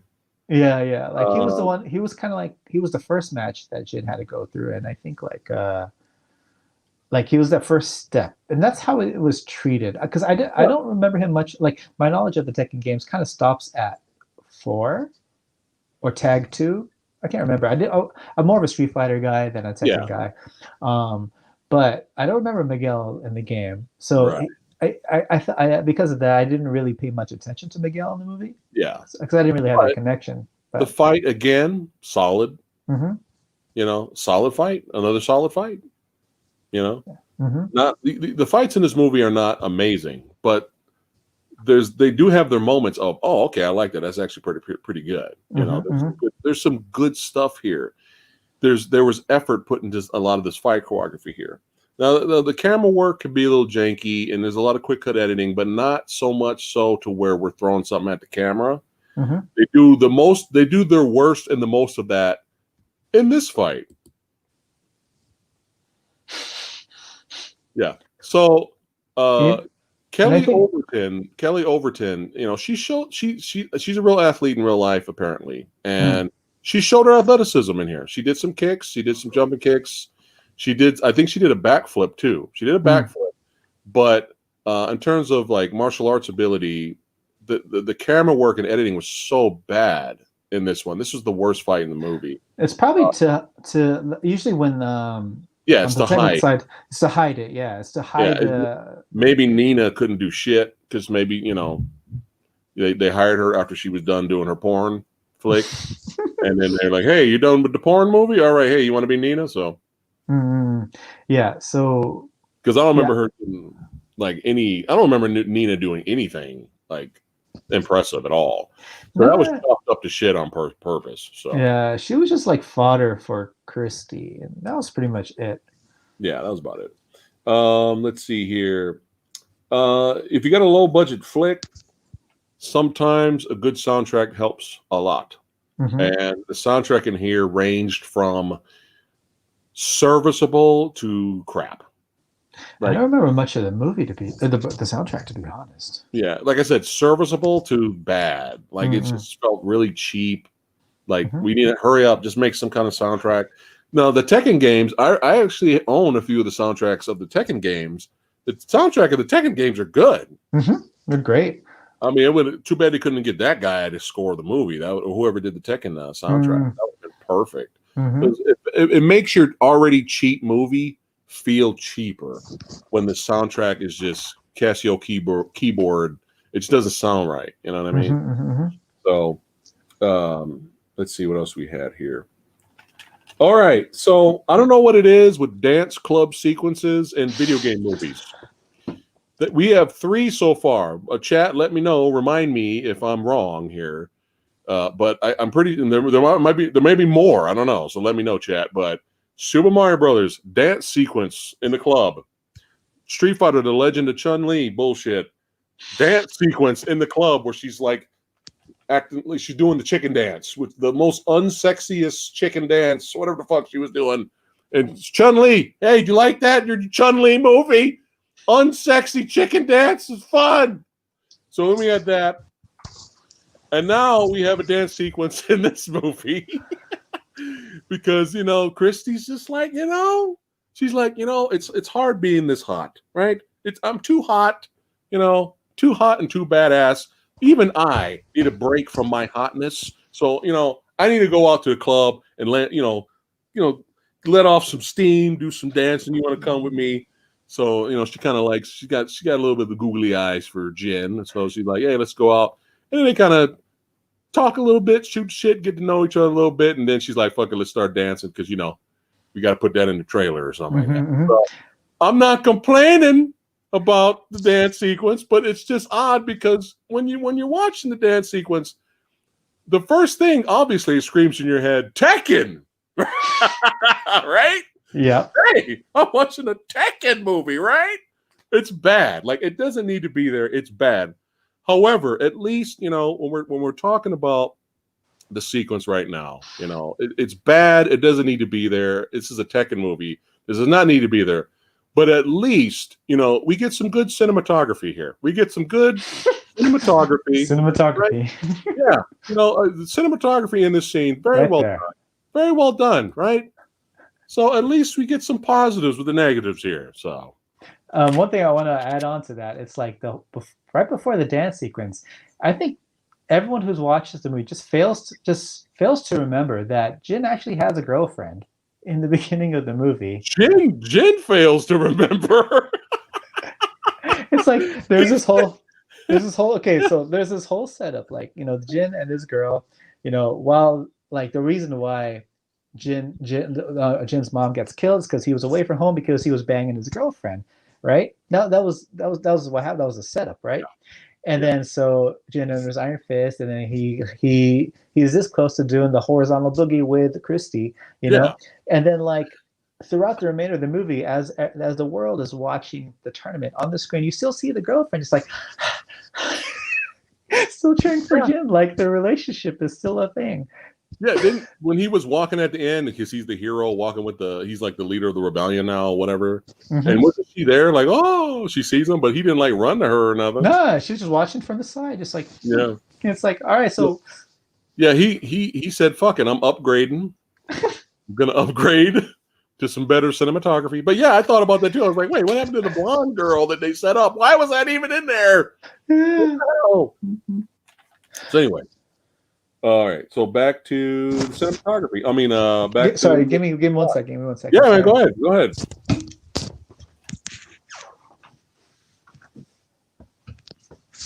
All right, sorry about that. Oh no, all right. Just need to adjust the room a little bit. All right. All right. So far, we've had some solid, very solid opening fights, right? We had a solid opening fight with Jin versus Miguel here. Very solid, very well done, right? Mm-hmm. And then we also, probably everyone's favorite fight is the Eddie Gordo fight. Even though it was brief and it was short, still, they looked like the characters. The fight choreography was well done.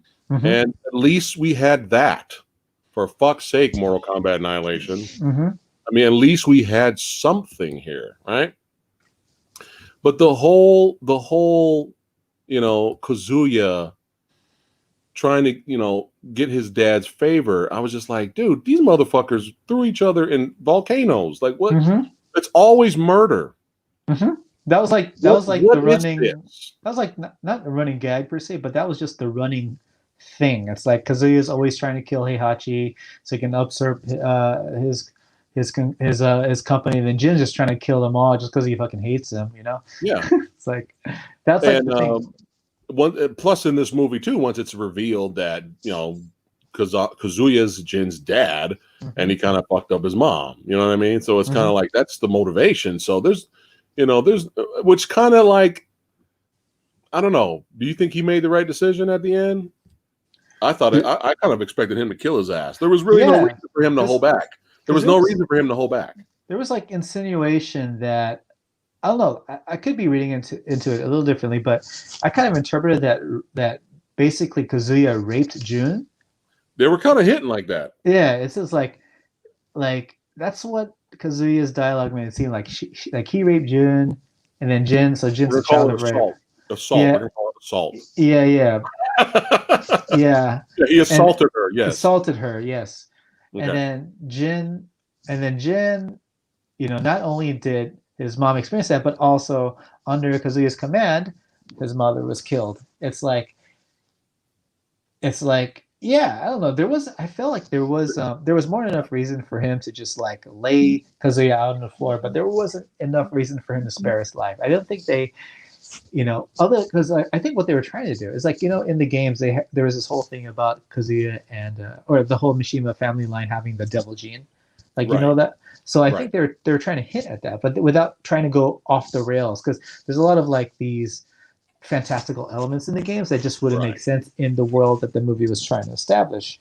And so I think they try to put a little bit of that in it. It's like, yeah, give in to your rage. Yeah, you're just like I think it's for sequel. I think they were like, well, we're probably gonna need Kazuya if we make another one, so we can't kill him off.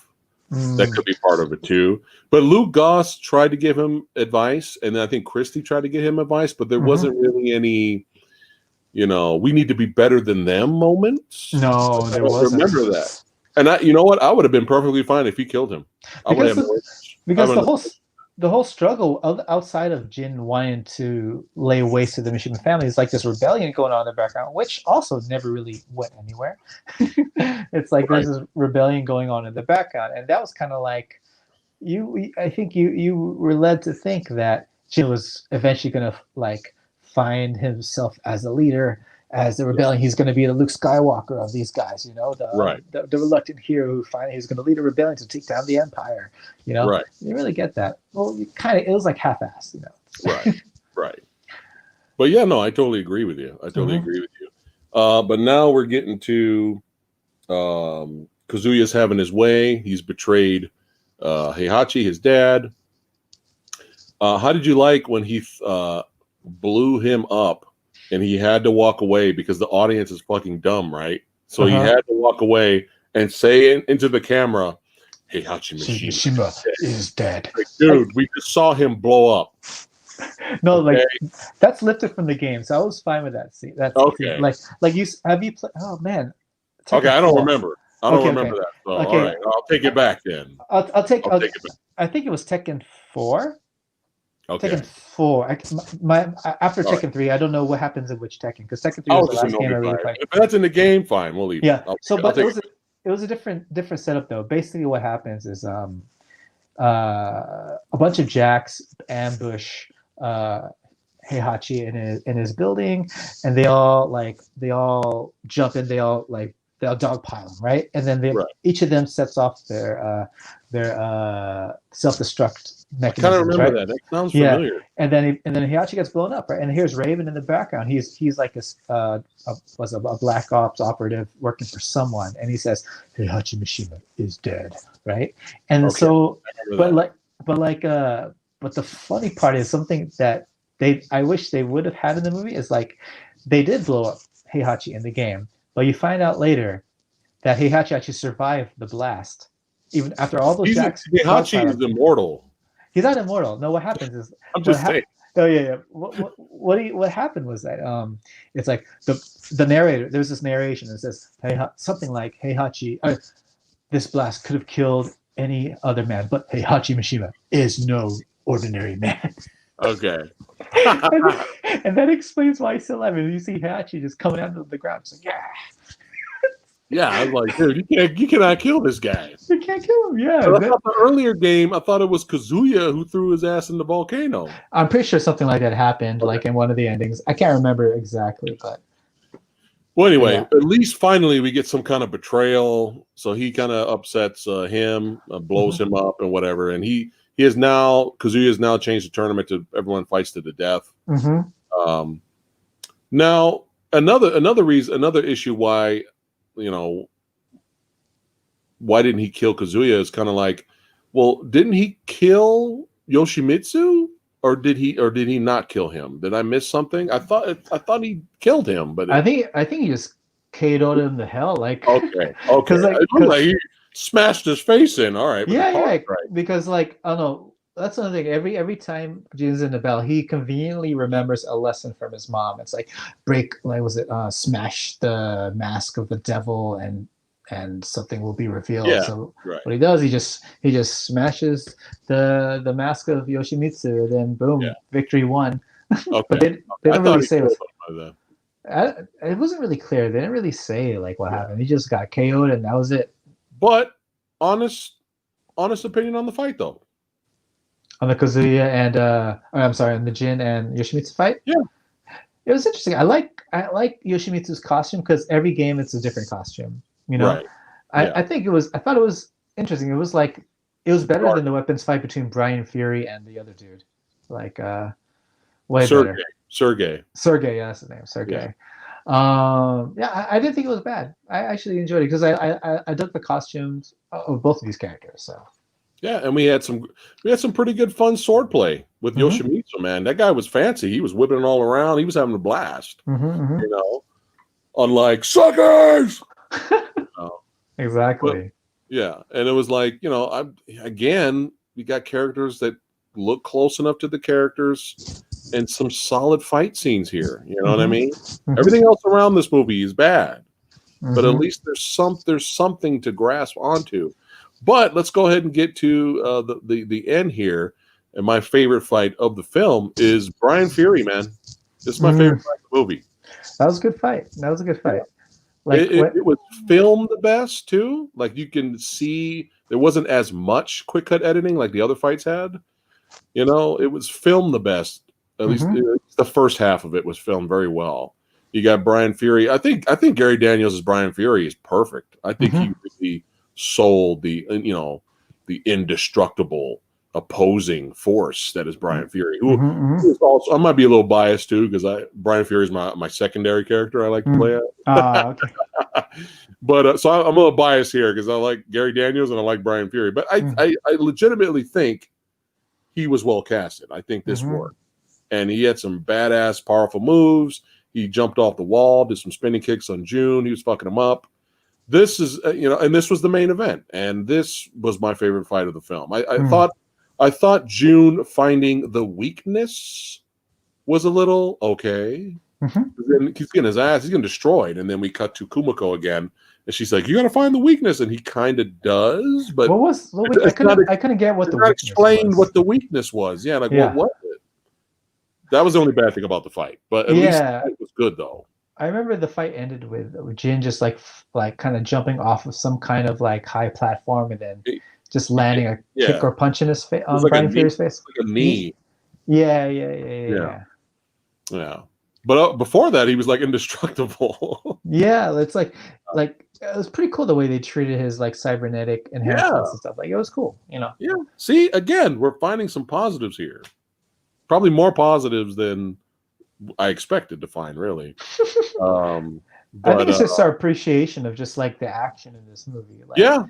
Like, there's some solid fights here, man. But you know, skip over the Christie, the hot style, hot foo. You skip over to hot foo. You know, that fight was edited to shit. But yeah, I didn't really like the fact that Christie's a damsel now, and now they just took her out of the tournament.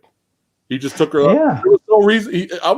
For a real, true eval villain to show his evilness, he would have still had her in the tournament to fight to the death. You know, just to see the two lovebirds try to kill each other. Right? Yeah, that would have made the stakes higher. You know?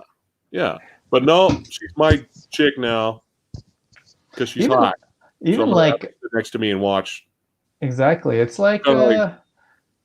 What is it? Yeah, it's like I think there was a bit of a missed opportunity. It's like, you got Jin, you know, you got your son. Like, let's torture him even more. Let's lose his mom. Let's make him lose his girl. You know. Yeah, I guess at least they didn't do a stupid love interest thing. That would have been terrible, like a love triangle between son, dad, and Christy. That would have been terrible. But you know Hollywood though, they do it. They would do it. Yeah. Heihachi comes around, puts his arm around her. She's with me, and they walk out together. I swear, there's probably like a movie where that happened. Indiana Jones, maybe. Last Crusade. Did they solid end fight. But again, my major, nitpick of the movie, despite all its flaws, is Kazuya. Man, I hate it. I hate what they did with him, dude. The whole movie, not only did they get the Party City wig, for Heihachi here, but they got the fucking Party City, makeup scars. Remember, Kazuya's got a scar on his face. Let's go to Party City and get the fake, horrible I was like, dude, did they just get a marker and just draw down his face? It was so cheap looking. I'm like, come on, man, this is Kazuya. Kazuya's badass. He's intimidating, man. It's like, it's like, it reminds me of Vegeta a little bit, but it's just kind of like this guy. I mean, I'm sure the actor, if he was given better material, probably could have worked. But that bonus fight at the end was horrible. It wasn't even really a fight. It was like, I'm going to be the final boss, and I'm going to take out these two axes, and I'm just going to slice my son to death. You remember that throughout the series? You remember that when Kazuya fought with two axes? I remember. It was so bad. And then, they tried to establish him as a weapon fighter earlier when he has the collie sticks. Yeah. Fighting some dudes, and then later he grabs the two axes, and I'm like, dude, it's Kazuya. Just have him fight. I know, because it's like Kazuya. Why is it difficult? It's like all the Mishimas are known for their hand-to-hand fighting. It's like their karate. It's just like they could have kept to that. Or he goes down there, with the axes first, then he gets disarmed, and then they keep fighting afterwards. Something. I mean, that fight was terrible. That was terrible. And then here's going back to, why didn't he just kill him? Because you think the way when he got out to the crowd and he's like the hero of the land or whatever, you hear on the newscast that they're like, the Mishima era is over. Like, it's dead. I'm like, no, Kazuya's still alive. Yeah. Even Heihachi's still alive. If he would have killed them, then yeah, the Mishima era is over or whatever they said over the intercom. And I'm like, he's still alive. They still have a huge ass building. The security, the jacks still take orders from him. And and what we know from the post-credit scene is that Heihachi is still alive too. Oh my God! I turned it off. Wait, what happened? What? No, So I like, turned it off. I was done. But so yeah. okay, credits start rolling, and then you know the scene when one of the Jacks had Heihachi at gunpoint, right? Okay. And like Heihachi was like, "I am Tekken," right? Yeah. And Right. then it continues after that. It's like, "You will obey me," and then we see the Right. Jack just. That's it. End Oh. scene. So Okay. it hints that Heihachi is not alive, so we don't know what that explosion was. Not that it really matters. Not that it really matters, It but doesn't it really matter. doesn't really matter in the end. Okay. But like they made it seem like the entire like system of like ruling corporations just fell after the defeat of Kazuya, but it was so simple in that. And it was like, you built up, you went through all the trouble to build up this world, but you're going to make Yeah. it fall in such the easiest way possible. Yeah. It's like It's the called world built lazy writing. lazy writing. It's like they Yeah. try to do something different with this world building, and they had a setup, but they didn't have a conclusion a real conclusion to it all. You had Right. this build up like, oh, you're going to join the resistance, but where is the resistance? Right. Besides the guys cheering around Jin at the end. Yeah, Jin. I mean, Jin, I Jin. guess that Dennis Leary wannabe from Demolition Man character, I guess he was kind of the resistance with his. Remember, he was having Jin do runs for him, and he was like, you're going to join us, man. I guess that's the closest thing to resist. But it was only like 2 people in there. It was him and some other guy on a computer. Like, it was hard to tell if that was really the resistance. But I guess there was like. It's like once Jin enters the tournament, it's like you don't get to hear about it any of it at all. It's like, yeah. Oh, dude, another thing that bugged the hell out of me. It didn't bug me back when I first watched it, but it bugged me after I rewatched it. But Tekken, the Tekken Corporation, is supposed to be the controller of North America, right? Okay. And like Tekken, I don't know if you know this, but Tekken, if you put it into English, literally means Iron Fist. So for some reason, the whole entire tournament is named after one of the corporations. I was having issues with that. I was like, wait, this is kind of weird. But yeah, go ahead. But and not only that, okay, we're in North America, ruled by a Japanese company, a Japanese corporation. Right. The foot soldiers all speak Japanese. Right. There's something weird about that. Being in North America and just being ruled by by this corporation that has Japanese speaking foot soldiers. And the only time they don't speak Japanese is when the masks are off. Right. It's like it's like if this took place like in Japan, I wouldn't have any problems with it, but it just felt out of place that here's this corporation that rules America, and like it was just really inconsistent with the world building. It's like I thought Tekken meant Iron Fist, right? It literally means Iron Fist. So that's why I was kind of like some of this dialogue's kind of weird. Because it's kind of like, because then Heihachi had this dialogue with Jin. He was like saying like, this is the Iron Fist tournament of Tekken or something like that. He had weird dialogue like that. And I'm like, wait a minute. That isn't, wait. It's like the Iron Fist of Iron Fist. Like, it doesn't make sense. It's like Cary-Hiroyuki. He's from Japan. I think he was born in Japan. He should have had some kind of input on. I don't know. Like this, guys. This is like the stupidest thing of all. He saw that wig, bro. He saw that wig. He was like, "All right, give me my paycheck." What do you want me to say? Okay. Yeah. Anyway, I met him too. I got my picture with him. He's a great guy. I forgot. Oh, Cary-Hiroyuki. I would love to meet him. I think I first saw him had his Hawaiian shirt on. I was like, all right. yeah. He lives in Hawaii, right? I think so, yeah. But I met all these guys at a martial arts convention. It was a lot of fun. But whatchamacallit? I think that's about covers a lot of Tekken. So before we give our verdict, let's go over this again. So again, Tekken, not a good movie. Not a great movie. Lazy writing, very messy. Soundtrack's off and on. There's some issues. There's definitely some issues here. The very weak villain who just was useless. I just did not like the villain at all in this. But I don't know, man. I think when you compare it, this is why I'm saying I'm glad I watched Mortal Kombat Annihilation first, because it really just reminded me of utter shit that exists, like the complete garbage the unredeemable garbage movies out there, you know, and coming off of that and going straight into Tekken, I didn't cringe as much as when I watched Tekken the first time. You know, I watched this like a year ago and I completely forgot about it. Besides the cinematography, I remember the cinematography, but with Tekken, I don't know, man. I was, you know, despite the messy storytelling and the wasted potential, I'm fine with it. To be honest, I'm actually okay with it. I'm actually okay with it. It's not great. I'm not saying it's a great movie, but the fight scenes, despite the Christie one, the hot foo, completely overshadow Mortal Kombat Annihilation, in my opinion. Like it's solid. It's solid. I mean, and I know we could be different on the channel, and that's perfectly fine. But I think 0% is a little low. I think that's a little low for Tekken. I mean, I've seen movies way worse than Tekken. I've seen martial arts flicks way worse than Tekken. Video game adaptations were way worse than Tekken also, right? That's true.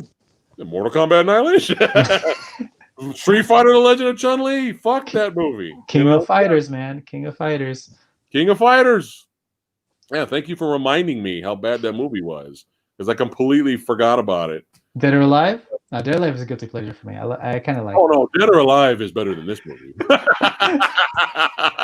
Tons of cinematography in Dead or Alive. Really great cinematography in Dead or Alive. But believe it or not, though, as B movie schlocky, good trash that is Dead or Alive, there was a few fight scenes that were legit. You know, the fight in the rain. The fight in the rain was good. Kevin Nash was in there too, right? Wasn't he? Yeah, he was. He was, wasn't he? He was Jamie Presley's dad. The fight in the rain was good, and I remember there was a staircase fight. One of the girls with katana swords fighting like a whole bunch of dudes. That was like legitimately good. You know, despite the hokiness and the Eric Roberts putting on the magical scientific glasses that he Eric could Roberts. But at least you can laugh at it. That's why I picked that over Mortal Kombat Annihilation for me, because I can laugh hysterically, like, "Oh my god, it's so bad," but still find entertainment out of it. Yeah, that's what makes a guilty pleasure. You know what I mean? Exactly. It's middle for me. So you got utter dog shit, which I think 0% is what Mortal Kombat Annihilation should be, and then you have Dead or Alive, right? And then Mortal Kombat's way over here. We have Dead or Alive. Tekken's right in the middle. It's right in the middle, but still, I think there's enough there for fight fans to watch and enjoy, at least as a good time waster. I kind of, you know, as bad as it is, it's not 0%, dude. It's not Ballistic X versus Sever. Oh no. Okay, so for me, it gets a pass. I'm not saying it's great. It's not going to be a high percentage rating for me, but it's not a 0% for me. So what's your take? What's your hot take on it? What's your hot food take? So first of all, okay, while the fights itself were great and miles above what they put out in Annihilation, I still felt that although the characters looked the same, there wasn't enough fan service as far as the special moves are concerned. Like, you know, you're saying that the guy who played martial law wasn't as Bruce Lee as what martial law was, right? You know, I don't think there were many special any techniques or moves lifted from the games, at least not enough to it that way they're recognizable. Granted, the games themselves are like, you know, based off of pure martial arts, not really fantasy stuff like Mortal Kombat and Street Fighter are like based off. So it's like legit martial arts. But for example, like Jin and the Mishimas, they're karate users, right? But Janfu, I think he's more of a wushu user, kung fu user, I think. You kind of like you can kind of see that kind of style put onto Jin. So like, you know, I think out of all the characters, like Raven and Eddie Gordo were probably the best represented as far as not only look but also style. Everyone else, it was like whatever the performer had to put it into the character, which you know has its pros and cons. But I think what I'm trying to say is that they could have put in a little more of a little more Easter was it fan service? From the way the characters moved in the games. Right. And some of the characters, there were some characters that were on the verge of suffering from cameo disease. Like Paul Phoenix just gets a mention by name, you know. Right. I think there's maybe one or two other characters that gets a mention just by name. Nina's just there for a sex scene. That's it. The Jacks weren't really Jacks. They were just like foot soldiers with kendo masks. Yeah. Like, what else is there? Like, I wish there was more of Jin because I love Talon Tomita. Like, yes, damn it, that was a huge negative. I was like, no. Yeah. It's all good. But I think. Hey Hachi, I couldn't control my son's appetites or whatever he said in the movie. I'm like, did you really be telling your grandchild this? I mean, I know, right? This is getting awkward. I know, right? But like, the world building was too ambitious, and they didn't do anything with it in the end. The character, Jin's relationships, he's kind of like, I'm gonna bang my blonde girlfriend. Oh, here's Christy. I'm gonna try to bang her instead. Okay, nothing's gonna be done. I'm just gonna go out. Right. Oh, there's my girl right there. Forget her. I'm the leader of the resistance. His character arc didn't really go anywhere. Yeah. And then like, what is it? You didn't really know what would happen with the winner of the tournament. It's like Chrissy's like, you won the tournament. I was like, all right, so at least like. It's like, at least like, for example, what's a good example? Like Ready Player One, you won the game. You get to take over the entire company, but there wasn't really anything mentioned like that for the winner of Iron Fist, right? I would have loved this movie if he killed Kazuya, because there was no reason for him not to, and then he took over, and that's the end of the movie. I would have liked this. Loved that, dude. I would have liked this movie if this. There. Like, I would have loved this movie. I would have liked this movie a little more if, other than what the stuff I said, if they went just a little more bonkers with like some of the, like the double gene, some of these weird elements they had in the games, just a little bit. His eyes glow red when he's being pushed too hard. Yeah, or even like did you ever see the Yakuza games, right? Yeah, you ever seen the live action of that? No, I have not. It's hard to get over here. Okay. Like, what is it? It goes into like this, like I don't want to give too much of it, but like the final, right? Yeah. Like the final sequence, really, it's almost lifted from the games. Like he takes an energy drink and it just starts wailing on the thugs, and you see like points going up everywhere. It's just so cheesy as hell that it's just so fun. It's like it's ridiculous. This game could have used some of. Tekken could have used some more of that ridiculousness. A little more bonkers. Just a little more bonkers. Like less dystopian world, lazy development, but more characters from the game showing up and fighting. Yeah. Oh, but also one thing I thought was interesting. You know how you had like the stages in the games, right? It's like stage 1 is this stage. You notice that they try to do that in the movie too.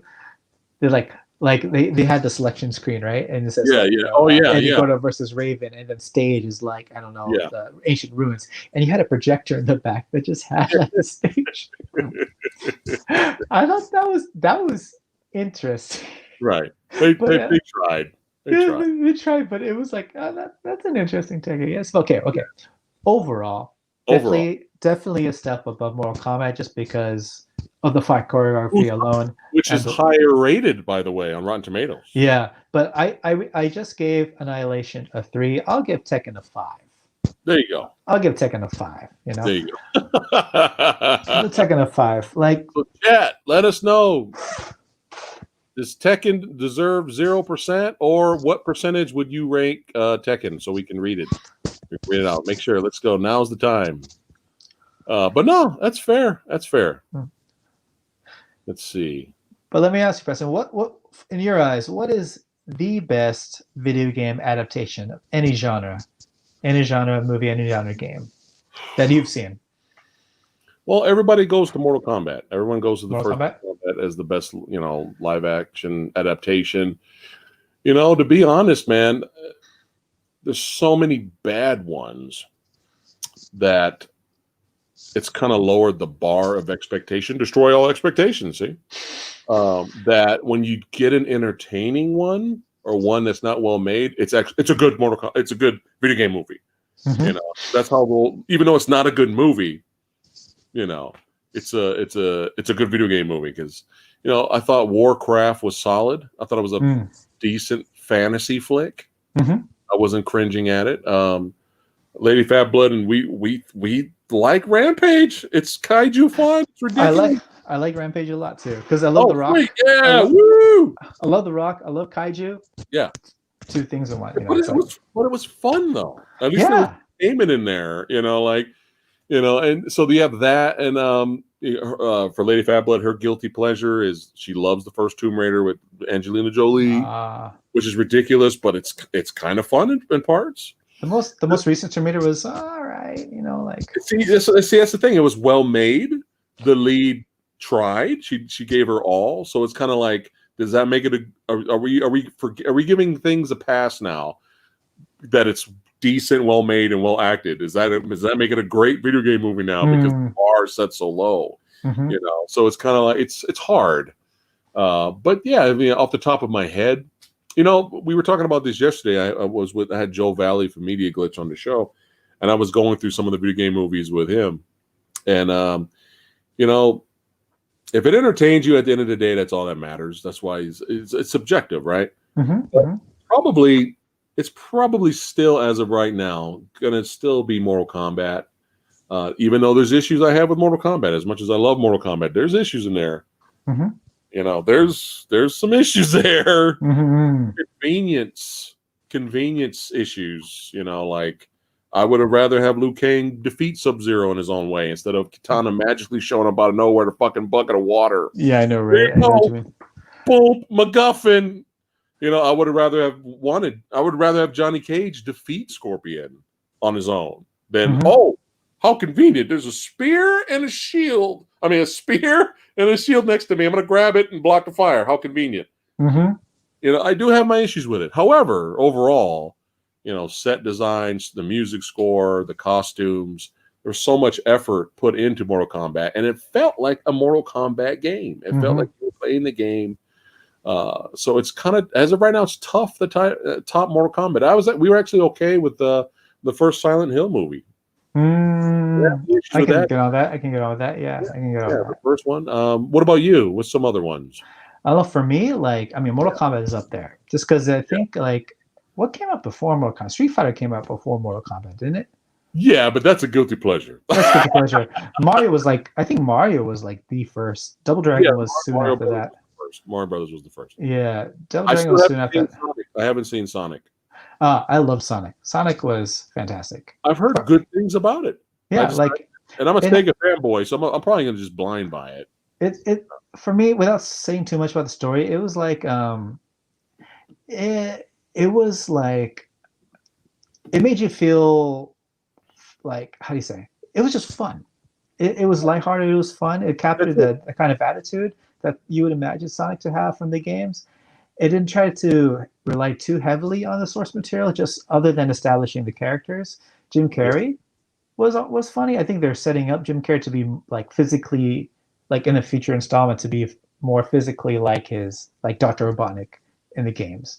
But Sonic was amazing. I would say, for me, what other video game movies are there? Assassin's Creed was shit.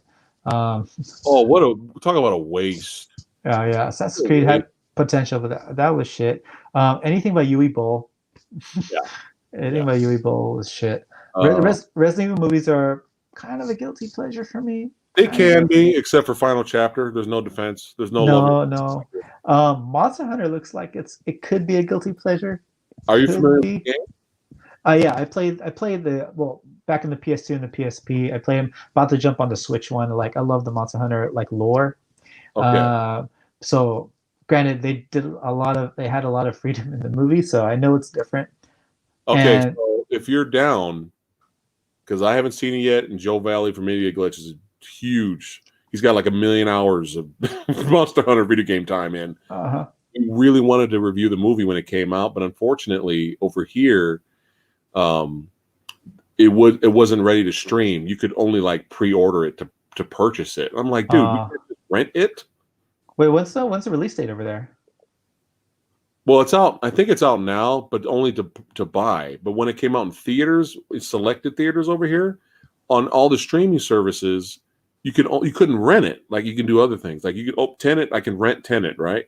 But you couldn't rent Monster Hunter. You could pre-order to buy it. I'm like, I don't want to buy it. I just want to rent it to see if I like it and review it. But if there's a way, I know it's going to be hard because you're all the way in Japan. It's going to be tough to do that. Yeah. For us, and for us, the movie comes out in theaters in March, I think. March. So okay. It's a bit of a ways off. It's still about 2 months away. So well, we got time then, but it'll be fun to all three of us stream and review the movie. Yeah.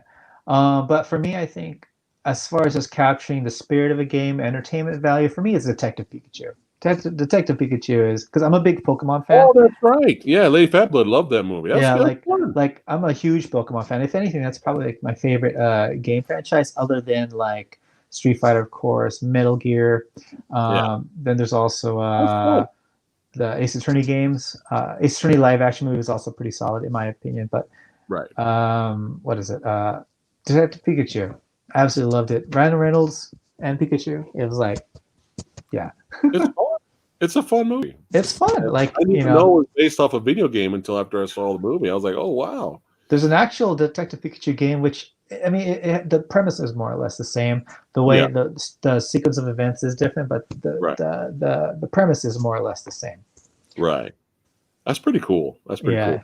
The first Hitman is not great, but I remember being okay with it. I didn't hate it. I was actually okay with it, but I actually appreciate it a little bit more now after watching Hitman 47, which is garbage. I've never seen that. Yeah, we reviewed that movie years ago on the channel. I knew we were in trouble when we were in the theater watching it in the theater, and the opening action sequences has like John Wick style movement, and I was bored. I knew we were in trouble. Because usually with John Wick style action shootouts and stuff, I'm like, oh yeah, this is cool, right? I was bored. I was like, oh, this is not good. This is the beginning of the movie. Yeah, so fuck Agent 47. But yeah, Detective Pikachu. I think I've heard other people say that was their favorite video game movie as well. Yeah, it's fun. It's just a lot of fun, and like it has like the kind of Ryan Reynolds. Like I love Ryan Reynolds' style of humor, and just the way he'll say stuff, and then kids will laugh because it's like it's just this dude voicing Pikachu, and adults will laugh because like did Ryan Reynolds just say that? Orlando gave Tekken 25%. Yeah, that's about right for me. I think if I was going to rate it, 25. Yeah, 0% is kind of ridiculous. Oh, what about the? Do you know about the second Tekken movie though? That's what I was ready to say. Don't forget, guys. Don't forget. That's another reason why I'm kind of comparing, Tekken to other fight movies, video game movies, because Tekken 2 is utter shit. Tekken 2, I was fucking bored. Gary Daniels was wasted in that movie. It was ugly looking. The fight sucked. Tekken 2 was so bad because I know there's a lot of haters of Tekken, and I understand. I get the hate, but you ain't seen nothing until you've seen Tekken 2 Electric Boogaloo. Okay, Tekken 2. Can we give ratings a negative? Because 0% is too good for Tekken 2. Okay, we're going negative 25. At least Cary Tagawa fixed his hair, though. He has regular hair in that movie. Yes. Oh my God, that was so bad. That's bad. And even like Kane Kosugi couldn't say the movie. Like I like Kane Kosugi, but I always thought he got a bad shake because he's a talented martial artist, and his first movie was it Body Heat? It was something like that. I can't remember, but something like that. I'm like that, and everything he's in. Ninja 2 Shadow of a Tear. His martial arts is great. Like everything he's in is great, but he just never made it to leading man status, which kind of sucks. And then he gets a fucking vehicle here. Yakuza 2, Tekken 2. It's terrible. Yeah. Ken Kosugi has a following here in Japan too, of course, being of Japanese heritage. Like the first time that I could remember Ken Kosugi being big, he was in one of the Japanese Power Ranger seasons here. Like, okay. Yeah, you watched Power Rangers back in the 90s, right? Yeah. You know the season with the Ninja Zords, right? That was the season Kane Kosugi was in Japan. Oh, all right, okay. Yeah. And then like he was also in, he should have been the lead in Final Wars, Godzilla Final Wars. Oh, I know, right? He should have been the lead. He did everything, every movement, and everything he did throughout the whole movie was so much more badass than the whoever they got to be the lead. No, I agree. We're gonna call him Noodles, Noodly guy. Was he a pop singer or something? I can't Noodles, remember. pop singer, was the hero of Godzilla Final Wars. But yeah, you got this badass over here, wasted and Kankasugi. Fun fact: when I used to watch Ninja Warrior, the original old school Ninja Warrior, Kane and his brother entered Ninja Warrior. That's right. And it sucked. It sucked because Shane jobbed early, but it sucked because Kane made it all the way to the end. I'm not making this up to be dramatic. He made it all the way to the end. And you know, the last final one is you sit down and then you pull yourself on the rope all the way to the top and you got to beat the time, right? Like it's insane. It's like ridiculous, right? But in case you fall, they have a cable so to catch you. And it's like ridiculous tower. They have to, get up there in the time.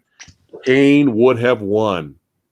He would have won Ninja Warrior, which is perfect because, his dad's Sho Kasugi, right? Ninjas. He would have won Ninja Warrior. But, dude, I'm not making this up. Right at that moment, it started to rain. Dude, it's like out of a fucking movie. It started to rain. He would have made it. It started to rain, and that was it. He couldn't make it in time. No. Yeah, so like his movie career, he was almost there.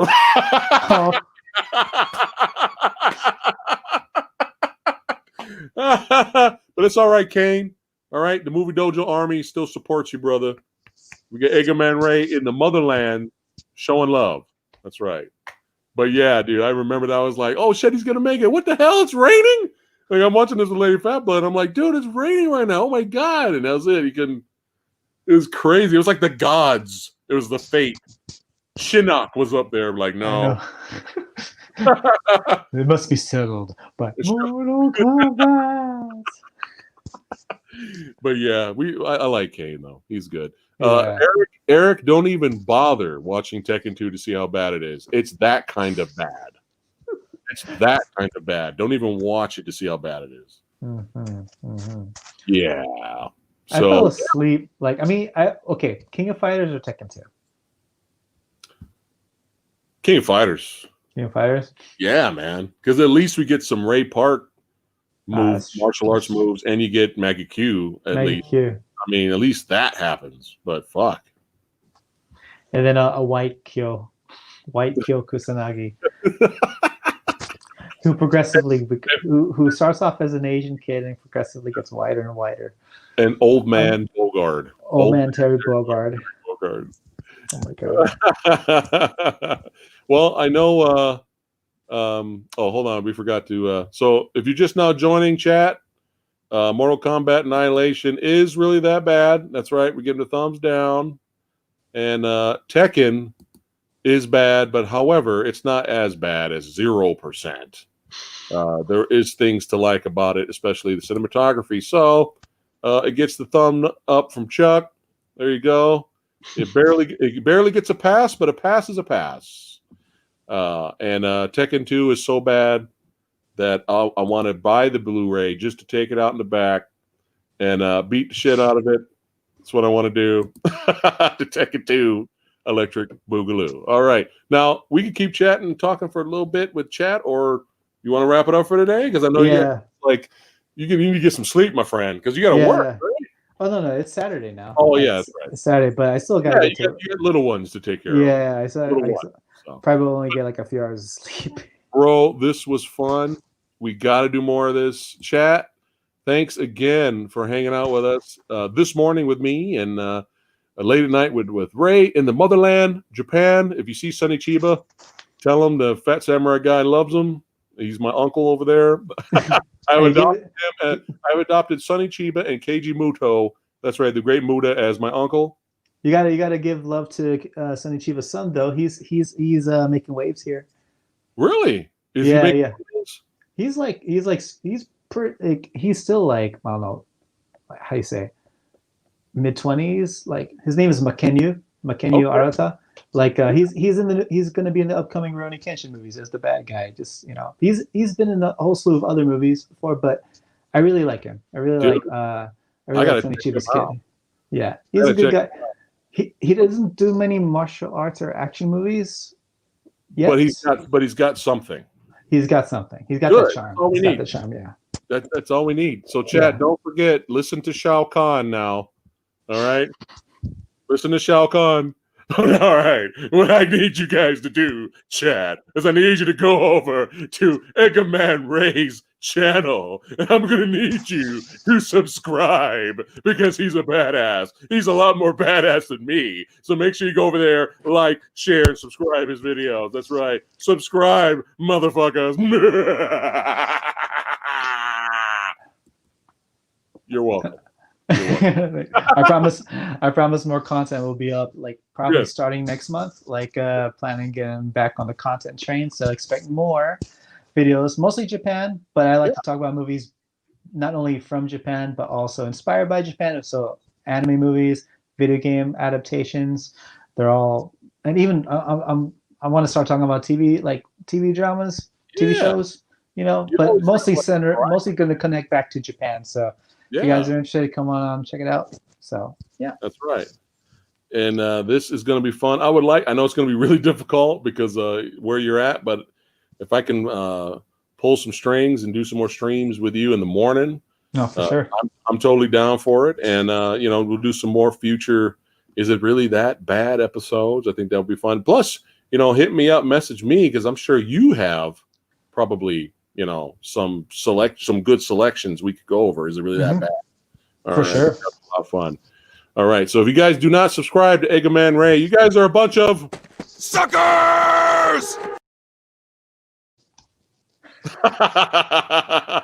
All right. Take care. Don't go anywhere, Ray. Don't go anywhere yet. All right, guys. See you guys next time. We might do a live Q&A tonight. If you guys want to hang out with us, since it's my birthday weekend.